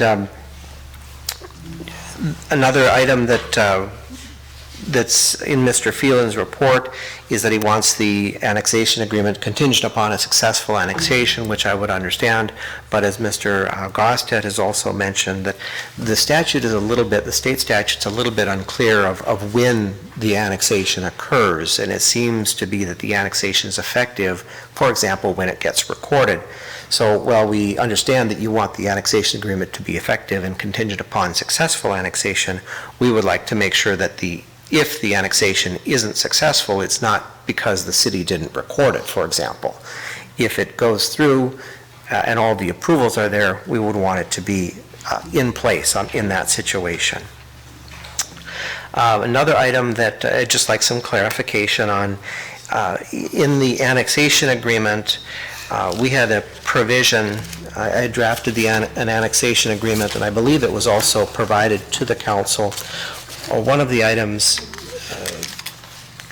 it's item number 8 in the proposed annexation agreement that I had put together, and that one's of when that potable water system is going to be installed. My client has additional property that could be developed, and if potable water is available, my client would hook to that potable water. If potable water isn't available, my client would have to make other arrangements, and it would be unfortunate if we had to make other arrangements and spend all the money to do that, and then later the city does the potable water and now is looking to have the property owner connect there. So those are my comments regarding that, and we are looking for a written agreement on this. Mr. Warkup, thank you very much. Can you, I know you're very busy, but if you would summarize those points in an email probably to Mr. Phelan, and then between now and next Monday, if you haven't heard what you need, we'll see you at next Monday night's council meeting for further discussion. Is that reasonable? Yes, and I don't know if city staff has an answer on the TBD issue right now. That is something we will certainly look into and get back to you shortly, unless Mr. Danielson, you have a comment? Yeah, I can answer that right now. So the TBDs are in a column for the stormwater collection, what we're calling the 81 area. Right now, we have it set up so that there's a trunk storm sewer system that's going to run from about the pond to Highway 81. And then that we're considering a trunk storm sewer, which would just be that mainline infrastructure that has to be installed so that future collection systems can be added on and then drain into the pond. The future collection systems are what we're considering that TBD. We don't necessarily at this point know what that collection system is going to be or when it's going to be installed. At this point, the only real necessary piece of infrastructure is that trunk line to connect from 81 to the pond. So those TBD values are ones that would be in the future as requested, as necessary, and we just don't have those values because we don't know what that storm sewer system is going to look like until we know who's asking for it and what type of load those are going to have to take. Mr. Weber, did you ever? Yeah, I'm sure that this has already been explained, but you're representing S&S Trucking? S&S Transport, Signature Warehousing, Brian Sang, Brad Sang. Okay, very good. I was looking on the table to who, Sang Holdings, Brad and Brian Sang, et cetera. Very Yes. good, thanks. Also, Signature Warehousing is another S&S or Sang property. Yes, on the agreement for annexation, we've got items A, B, C, and D on that first page. Those are the entities. Mr. Sandy, I'll follow up with our team on the timeline on the potable water fire protection. When we're planning on bidding and what that date will mean to us, we'll follow up in writing back to Mr. Warkup and the City Council. Great, thank you.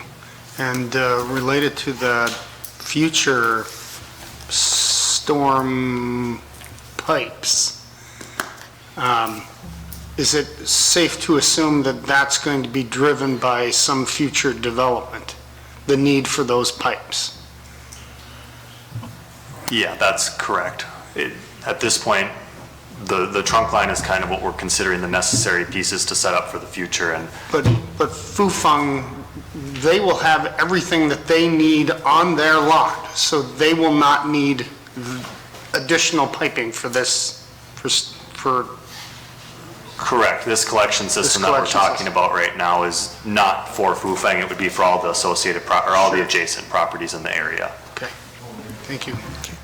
Thank you. Thank you, Mr. Walker.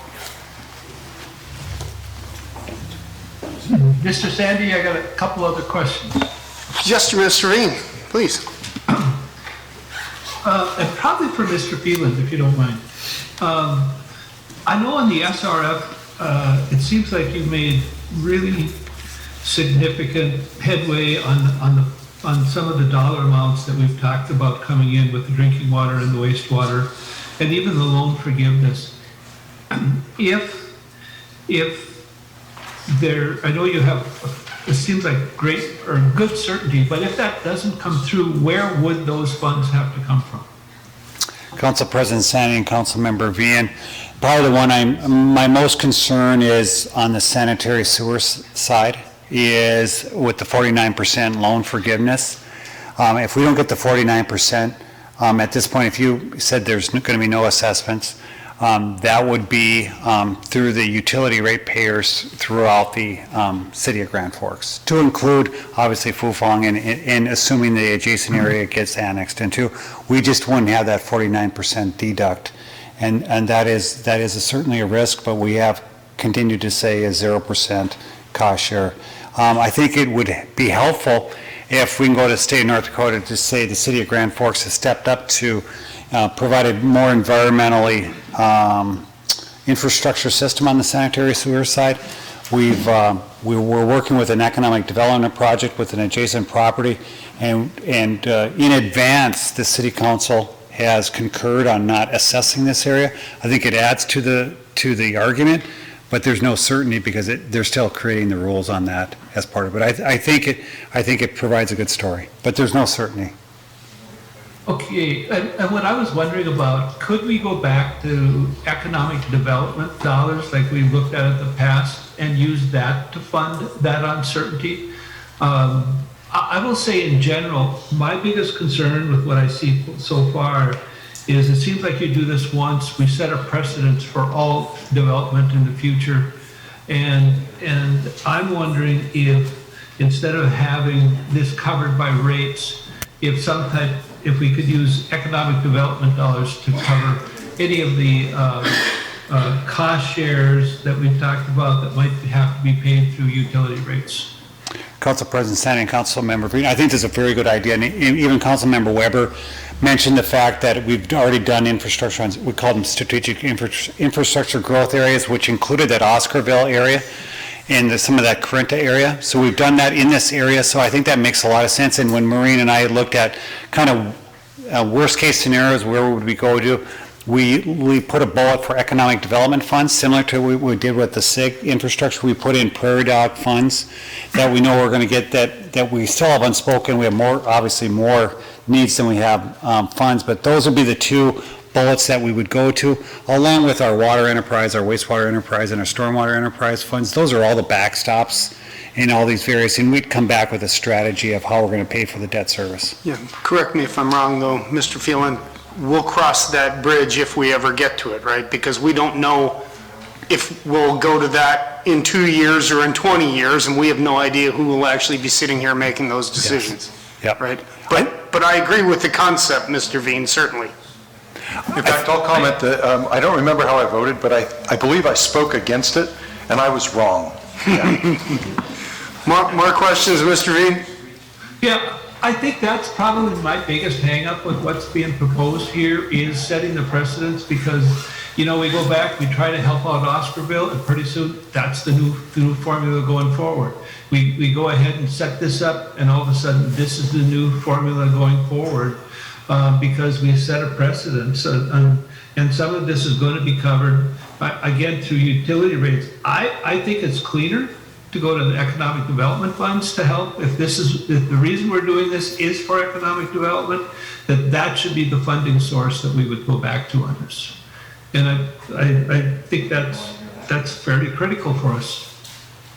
Council President Sandy, I think those are all good ideas. I think concerning precedent, I think Oscarville is a precedential area, just because it was another infill area. And I think this is another precedential area. After we get through the Oscarville area and this Highway 81 adjacent area, I think we really have moved forward with a couple areas that have been out there for several decades. And most of the new stuff should be more infill development that we're used to dealing with, and greenfield development that I think are pretty standard. We might have some one-offs, but this city council, if we can accomplish the Highway 81 with an appropriate cost share, along with Oscarville, we've taken a lot of huge concerns that we've had in our community from an infrastructure perspective. Thank you, Mr. Phelan. Mr. Veen, more further questions? No, I'm taken care of. Thank you. Anyone else in the audience interested in speaking? I'd like to. Please. Question. My name is Lonnie Leak from Amarillo. Mr. Leak, good evening. Yep. In regards to the timeline of, say, permits being applied for, notices of intent, like stormwater pollution prevention plans, clean water, clean air through the Department of Environmental Quality and others. Does anybody have an idea when these permits will be applied for if they haven't been already? Mr. Phelan? Very good question. I think we're currently working on those, so if you look at all the infrastructure related items from water, wastewater, stormwater, we're working on those. We're working on the traffic study and related street items, those are ongoing. And then we have all the various permitting things. So as part of the wastewater treatment plant and our discharge permit and what we're going to need to do that, we're working through that. And then also the stormwater. The stormwater is another one where we got to work on some permitting. So I think between now and the end of the year, we're going to have a lot of understanding of where we're at. And I would anticipate a lot of construction, if everything keeps moving, this time next year. So a lot of details to work through this, and you're going to be hearing this ongoing, and we're really getting into it. And I think by this fall you're going to have a lot more details. The air permit is something that Fufang needs to work on, and so I would anticipate in this same time period that they're going to go through another permitting process. It's going to be an open process. There's going to be a hearing process. I would anticipate that permit process moving forward over the next 6 to 12 months. So the gentleman's question inferred that the city needs to get these permits, and he was asking about when the city doesn't get these permits. The developer has to get these permits, and it's up to the federal government to grant those permits or to not grant those permits. Is that fair to say? Fufang's going to have to get some federal permits, they're going to have to get state permits, they're going to have to get city permits, in all three cases. In some cases, we're going to have to get a permit because we're going to agree to serve them. And so it'll be our permit. We talked a lot about last week about the industrial pretreatment permit. Well, that's their, a city permit with Fufang to say you can discharge on all these parameters, and that's going to be a city permit. So there's a variety of permits that are going to have to be had as part of all this various infrastructure. It's a great question, thanks. There's 20 some conditions, meaning there's probably 20 things that we're working on currently. And between now and the end of the year, we'll know more. So that would mean it's the city owns some of the permits down the road. Would be the owner of the permits. That's true. So Fufang will have to have a permit for odor, you say, or air quality? They will have the air permit, yes. And then solid waste. Frank Matichek brought up the idea of the cake at the planning and zoning meeting. And I read some federal code, and it pertains to the fact that if you have solid waste, you have to have public hearings. So there might be other parameters that define that, but if we have public hearings through the state, I would humbly have suggested, my opinion, that we hold these public hearings here in Grand Forks, if that could be possible. Again, the North Dakota Department of Environmental Quality, you're right, they work on solid waste. And so many of those permit hearings they usually try to host them in the local community, and we're used to that, so yeah, that's more to come. That'd be great. Yep. Good comments, Mr. Lee. Anyone else in the audience interested in speaking? So, Mr. Cadillac, you've already spoken tonight. Do you have something else to add? Well, on the infrastructure. Now, we were told, because we've been sitting here for months listening to you people, and I hear what you say. We were told that you were going to bring gas from out west, 10-inch or 12-inch line, right? Yeah. And I find out this weekend that that is not true. That the mayor was to Bismarck 2 years ago, and he asked for $2 million for that, and he was told then that the gas out there is already spoken for, that there's no possibility of us getting a gas line from out west, that the gas is already committed. I can answer that question. Sure. Mr. Phelan?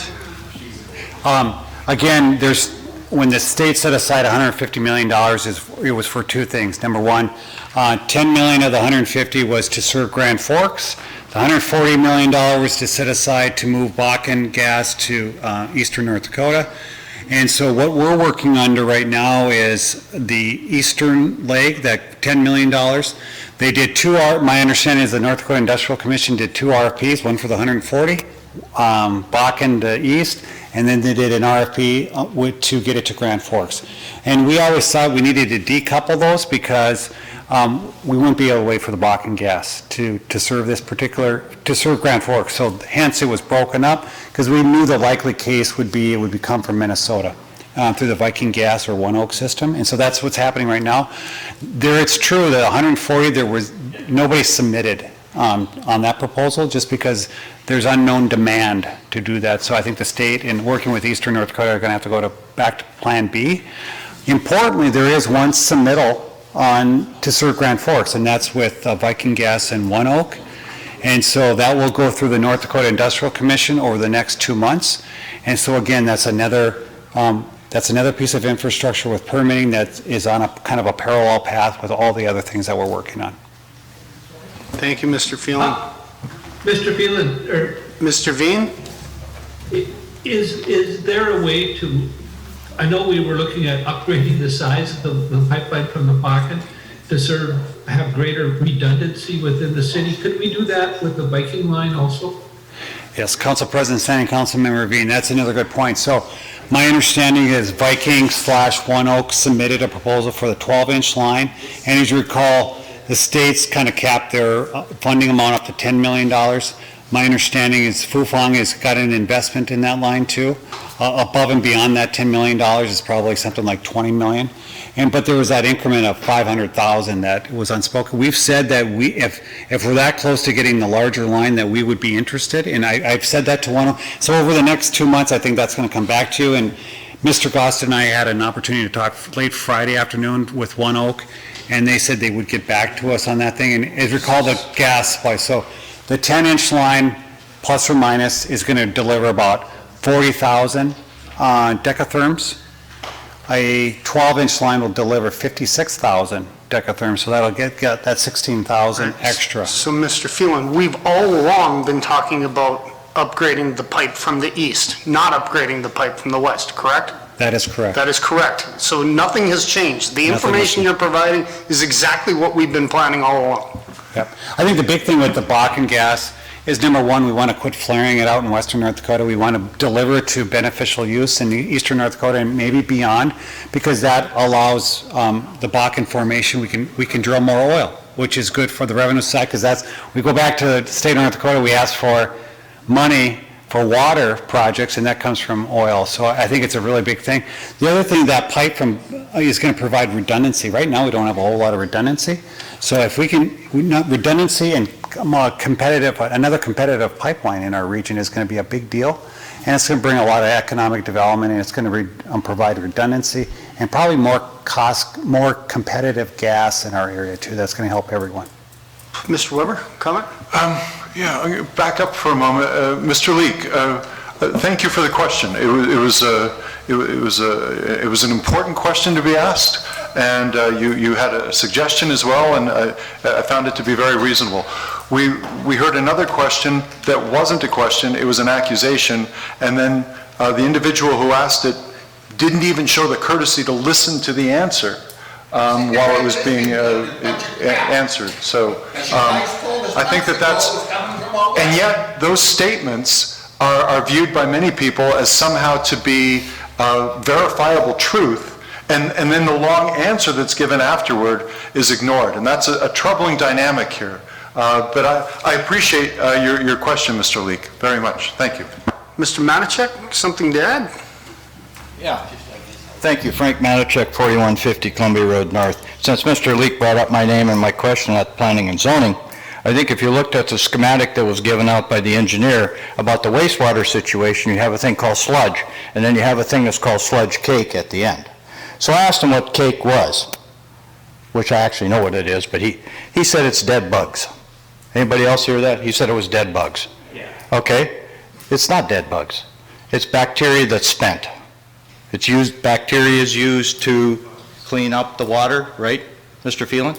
Yes. So the sludge is there. So then I asked, what are you going to do with the sludge? And it was silence. And we were told at Planning and Zoning that waste material has to be disposed of every day. And I think you guys owe it to yourselves to ask yourselves, where is that spent material going to go? Where is that sludge cake going to go? Where is it going to be dumped on farmland? Where is it going to go?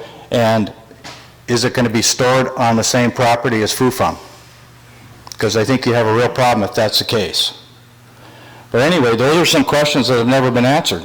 And I'll listen for the answer. If you got a long answer, I'll stand here all night if you can tell me. I don't think... Anyway, but the engineer, if you look at the... They're not shooting any of the wastewater on Fufang's site, so it's certainly not going to be on... Well, the engineer that was here from AE2S gave the presentation at Planning and Zoning, and you were there. Yes. Yep, you both were there. I watched it on... No, but... I was there. Okay, well, go back and look over the schematic of where everything comes down, how it all comes down through all the processes and whatever. And the end one is sludge cake. Okay. Right? I think that's a very good question, and Mr. Gaddy, that's who spoke on behalf, did speak well to it. We are reviewing the pretreatment, And as part of a pretreatment, just like JR Simplot, just like American Crystal Sugar, they're going to have a byproduct from their wastewater pretreatment system. They need to find a way to either land apply it, landfill it, treat it in some way, and those are the things that we're working as part of our due diligence development agreement. And that's what Mr. Gaddy said, if I recall correctly, is they're still working through that process for what's going to happen with that material, correct? I think the seriousness we're all taking this is the fact that we had our engineer, Sean Gaddy, at a planning and zoning meeting trying, and I think talked for at least 15, 20 minutes about this item, shows the seriousness that we have. Ultimately, it's in the development agreement that we have to come back with that, and we're in the midst of answering all those questions. Mr. Weber? Frank, the idea that it was dead bugs, I don't think they were referring to dead insects, but bacteria is sometimes referred to as bugs. So I don't think it was a lie or misrepresentation. But again, thanks for that question. That's one of the key things that we need to be watching for here.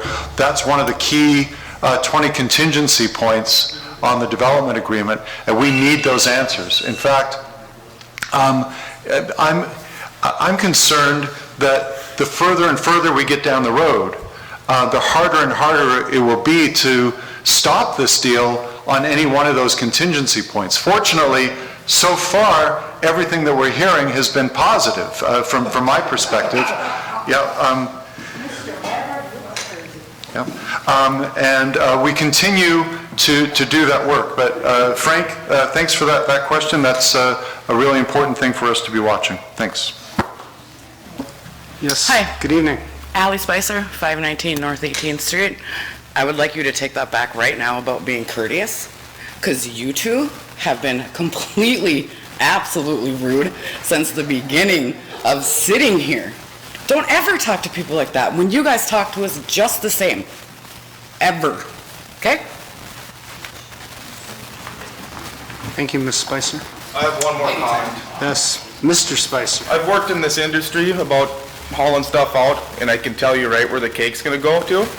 It's gonna go to your cheeseburgers. The cows are gonna probably eat most of that.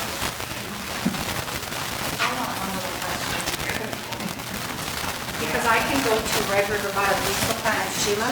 Hi, Ms. Spicer. Good evening. If this stuff makes any smell, I'm out at my husband's shop all the time, my grandkids are, I will be on EPA every single day. I got the lady's name, she'll have cargo down here, she said. So if there's any smell, any at all, you're going to hear about it, and it will not stop. This sludge is probably going to be the same thing that Craig brought up for you people. That stunk. Horrible. Horrible. You smelled it. You guys got mad. Bertrinsky got mad because I put it in his face and he just about freaked out. If there's anything like this out of that plant, I will have EPA on you non-stop, guys.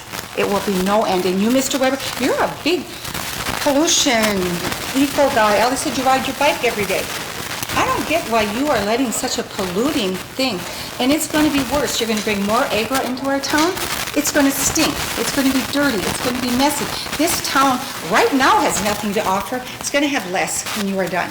And you, being the person you are, I can't believe you're allowing this. Sorry. Thank you, Ms. Spicer. Anyone else interested in speaking this evening? Mr. Spicer, good evening. Mr. Sandy, Mr. Weber, Mr. Bennett, hi.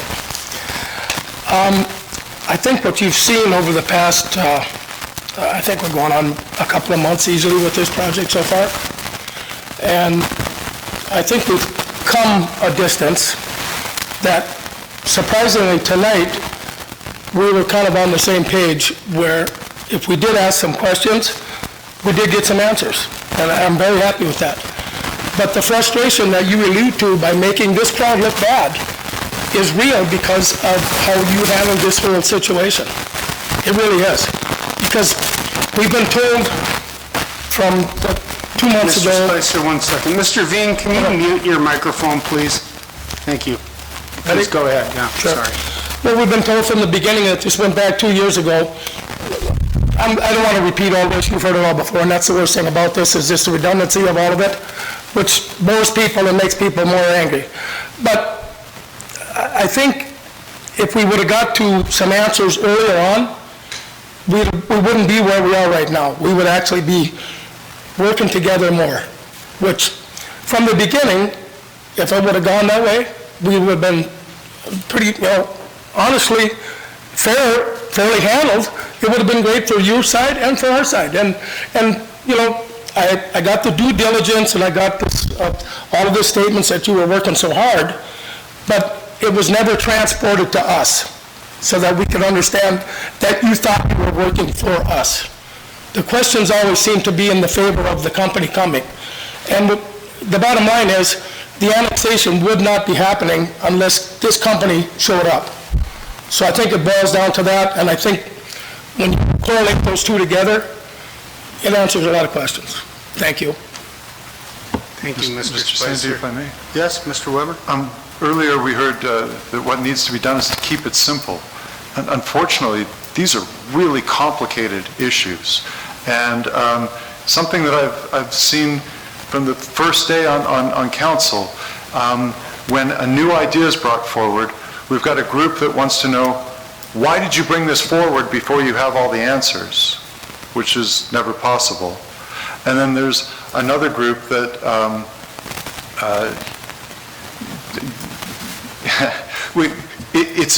I don't remember what the two groups were now, I apologize.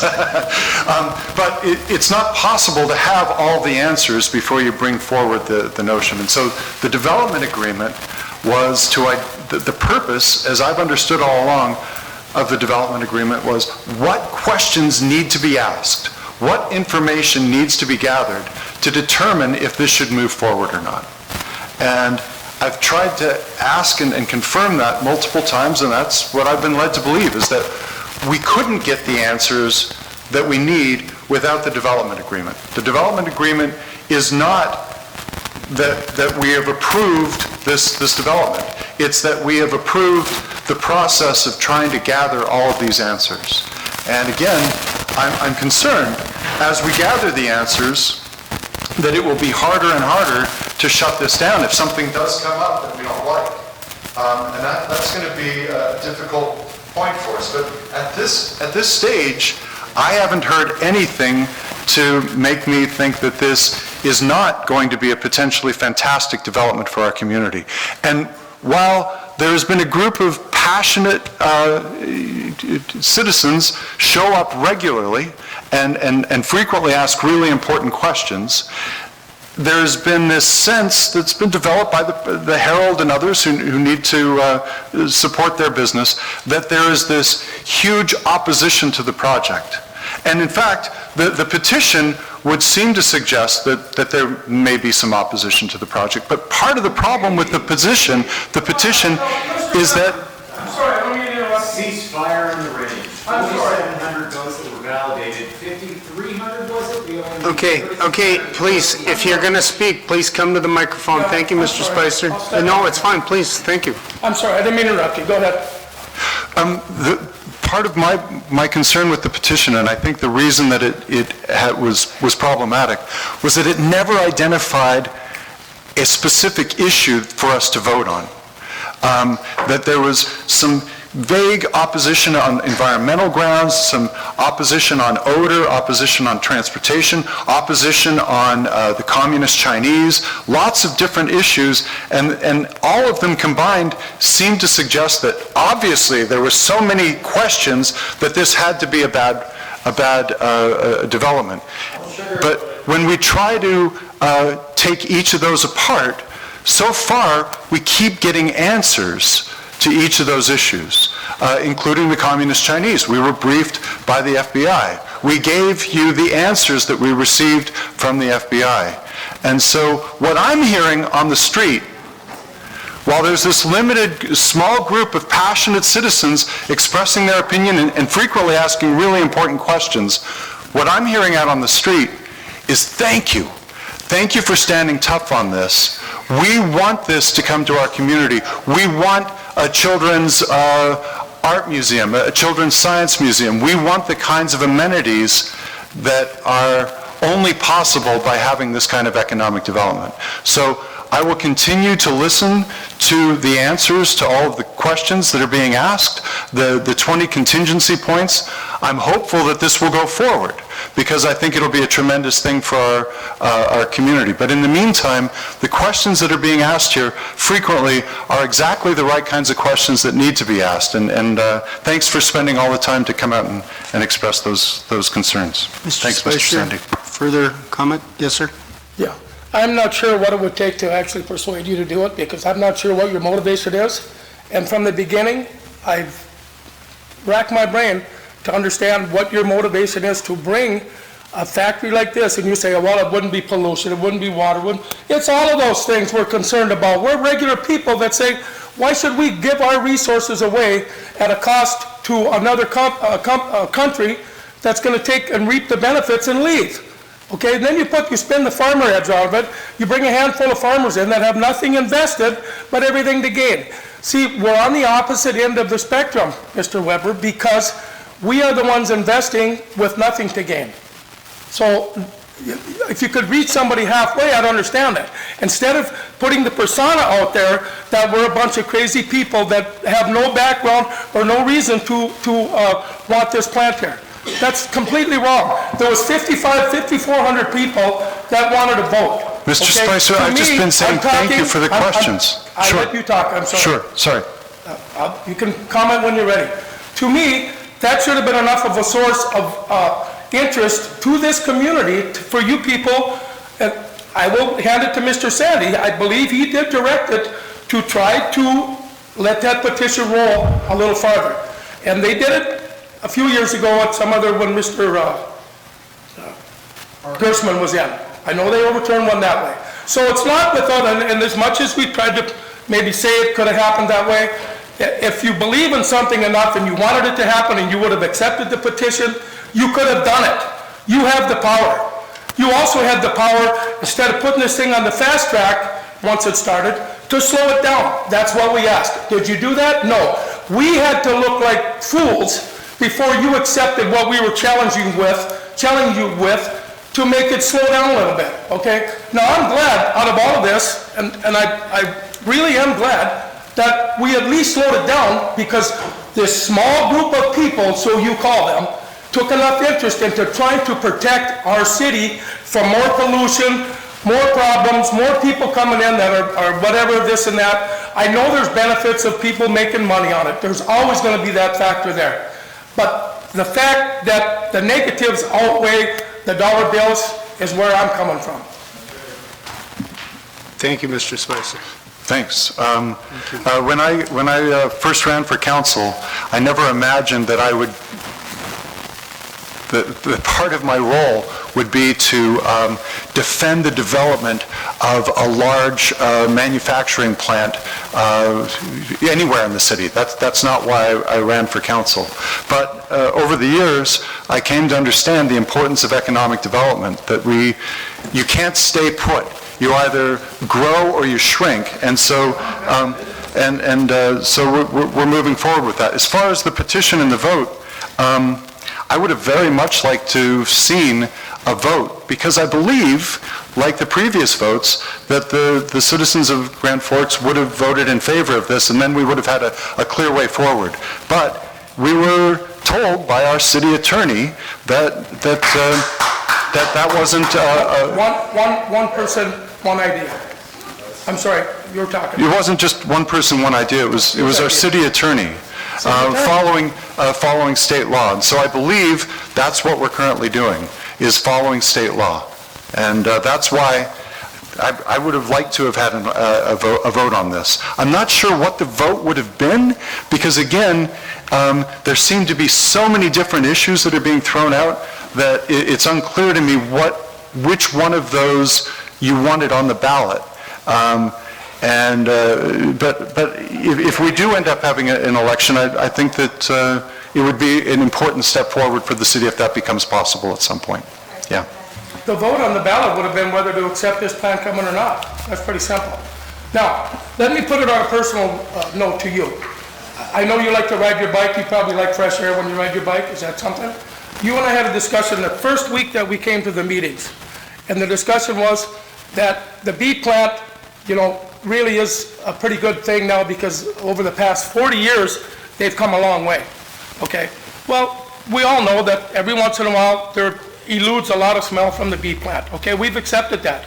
But it took them 40 years to get there, Mr. Weber. Okay, do we have another 40 years? That's, one of these issues that you say we've handled that, and there's going to be, I've talked to many people about corn plants, and I know you said the cornflakes thing, and I hate to embarrass you, but it does not smell like cornflakes. If you would have literally stepped into what I brought to you, which Frank told you was the cake process, which has brought another fact that we don't trust what happens here all the time, and maybe it's not intentional on your part, but these companies come in, and when they have problems, they put the problems on the community, and the community is unaware of it. With the dumping fees, and that made us very nervous. It really made us very nervous that the plant that's coming is how much bigger, okay? So then you just multiply all of those problems. I mean, you kind of sit back and think about it. So then, when you do that, and then you get, a little bit more upset about it, and then you said that you were trying to answer our questions, but we really just got a stare in the dark type of, in the headlights type of answers. We never, if Mr. Phelan would have said, we're trying to work on that, and we're going to maybe get you some answers, and we're going to do this or whatever, but we literally had just a question and silence. So, thank you, Mr. Spicer. I just think that we could have probably done this a different way. Yeah. It's a learning experience for all of us. And this has been the biggest learning experience of my life, okay? And I'm going to adamantly fight it because of all of those reasons that you seem to say don't mean much to you. But I'm going to look you in the eye right now, and I'm going to say, if the citizens would have voted it in, I would say, I'm fine with that. That's our process, let it happen. Okay, I'll move on, do whatever we have to do. I'd go with that. But I'm going to look you in the eye right now and say, if this plant gets built, and I'm still here, and things go wrong, I want to have a conversation with you. Okay, thank you, Mr. I'm done. Spicer. Thank you for your time. Thank you, I appreciate it. I've never once suggested that these things are not important to me, and I feel like the actual questions we've received, we've either provided answers or we continue to work on providing the answers. I think for peace of mind for our community, Red River Biorefinery, although they're not operating today, they're doing a significant renovation. They're doing that because the city said you're not doing things right and you have to fix it. And so we've done what we're supposed to do. We're making sure that they are doing what they're supposed to do in terms of air quality. They had an issue, we helped them out, then we told them they had to fix it, and now they're fixing it the way they're supposed to. Last comment for the evening. You've got the mic.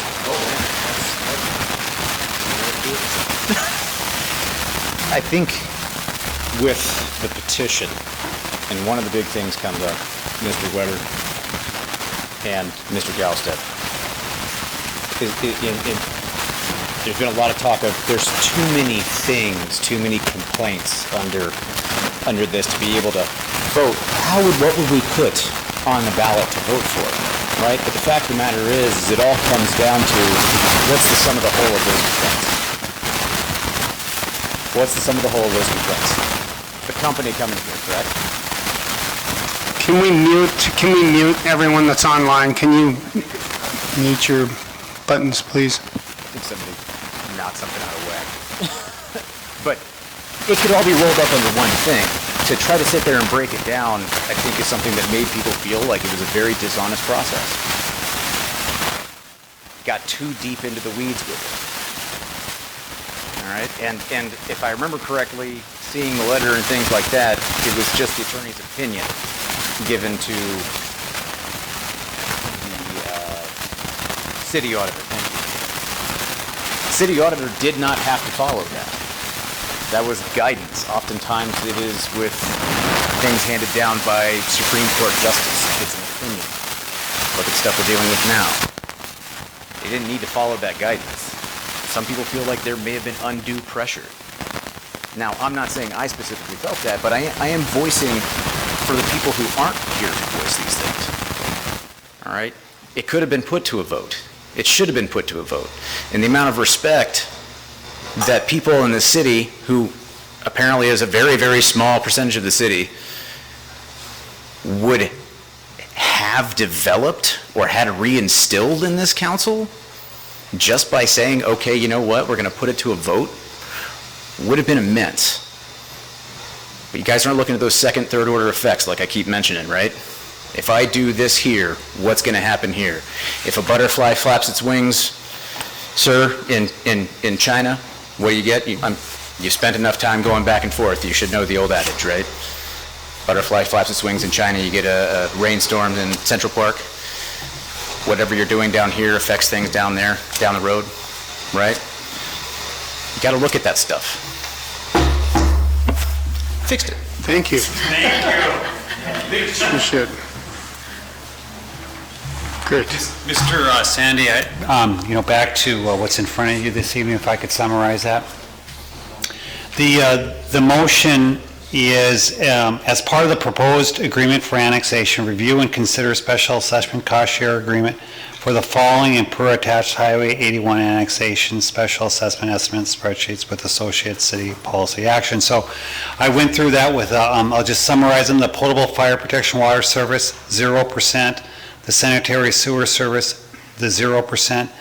The stormwater regional pond, right now it's 0% with Fufang. And I think what the group is asking right now, in particular SNS, is whether it's going to be, they're going to be assessed at 80% or at 50%. The stormwater trunk stormwater is at 0%. 27th Avenue North and associated stormwater infrastructure is a 20% special assessment. 33rd Avenue and associated stormwater infrastructure is 0% because we'll determine between the city and Fufang how we're going to do. 40th Avenue North is not planned at this point in time.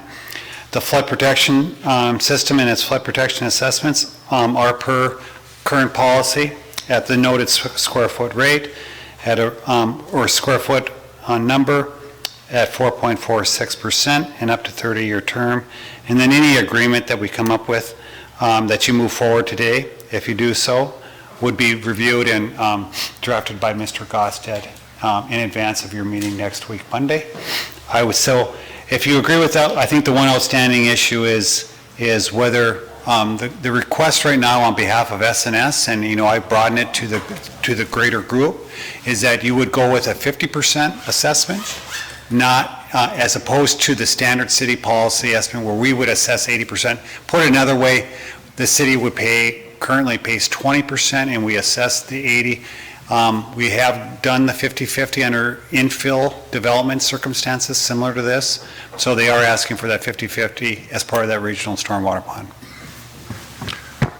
I'll move approval with the 50-50. Moved by Weber. Is there a second? Is that a sufficient motion, just to, okay, second. Second by Kavami. Can I just, there- and I yes, want to make sure I Mr. understand, Gosted? because it talks about the approved agreement, I'm not sure I'm going to have I think we talked about successful annexation and the comment about Mr. Warkup brought up. I would not hold up a recording of the resolution. I mean, if it's Certainly, successful, we'd yes, go of course you forward wouldn't. with that expeditiously. Right. so. It is our expectation that, assuming they're successful and not successful protests, we will file immediately. Very good. Any other further comments for the good of the order? Mr. Veen, anyone else online? I don't know who's online anymore because we've had the spreadsheet up so long, so. No further comments, President Sandy. Mr. Weigel, thank you. Ms. Dockler, anything for the good of the order? Very good. Mr. Sandy? Yes, Mr. Veen. Just that, I think the issue that I have is probably the one that I ended up last with where the funding was coming from beyond rates, and I just wanted to make that comment known. Yeah, very good. Again, we can't make that determination today, and we can't hold future councils to anything, but I think the spirit of what you're talking about, I think there's agreement in the room on that topic, so. Any other comments for the good of the order? Hearing none, all those in favor signify by saying aye. Aye. Opposed, same sign.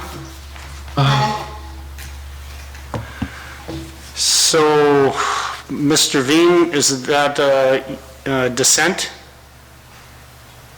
Yes. Okay, Ms. Dockler, did you dissent as well? Yes. And Mr. Weigel, were you and I positive? That's correct. Okay, thank you. So, motion passes, Veen and Dockler dissent. Let's see. Item 3 on the agenda, adjournment. Mr. Weber, do you move to adjourn? Yes, I do. Thank you. Mr. Kavami seconds. All those in favor signify by saying aye. Aye. Aye. Opposed, same sign. Motion carries.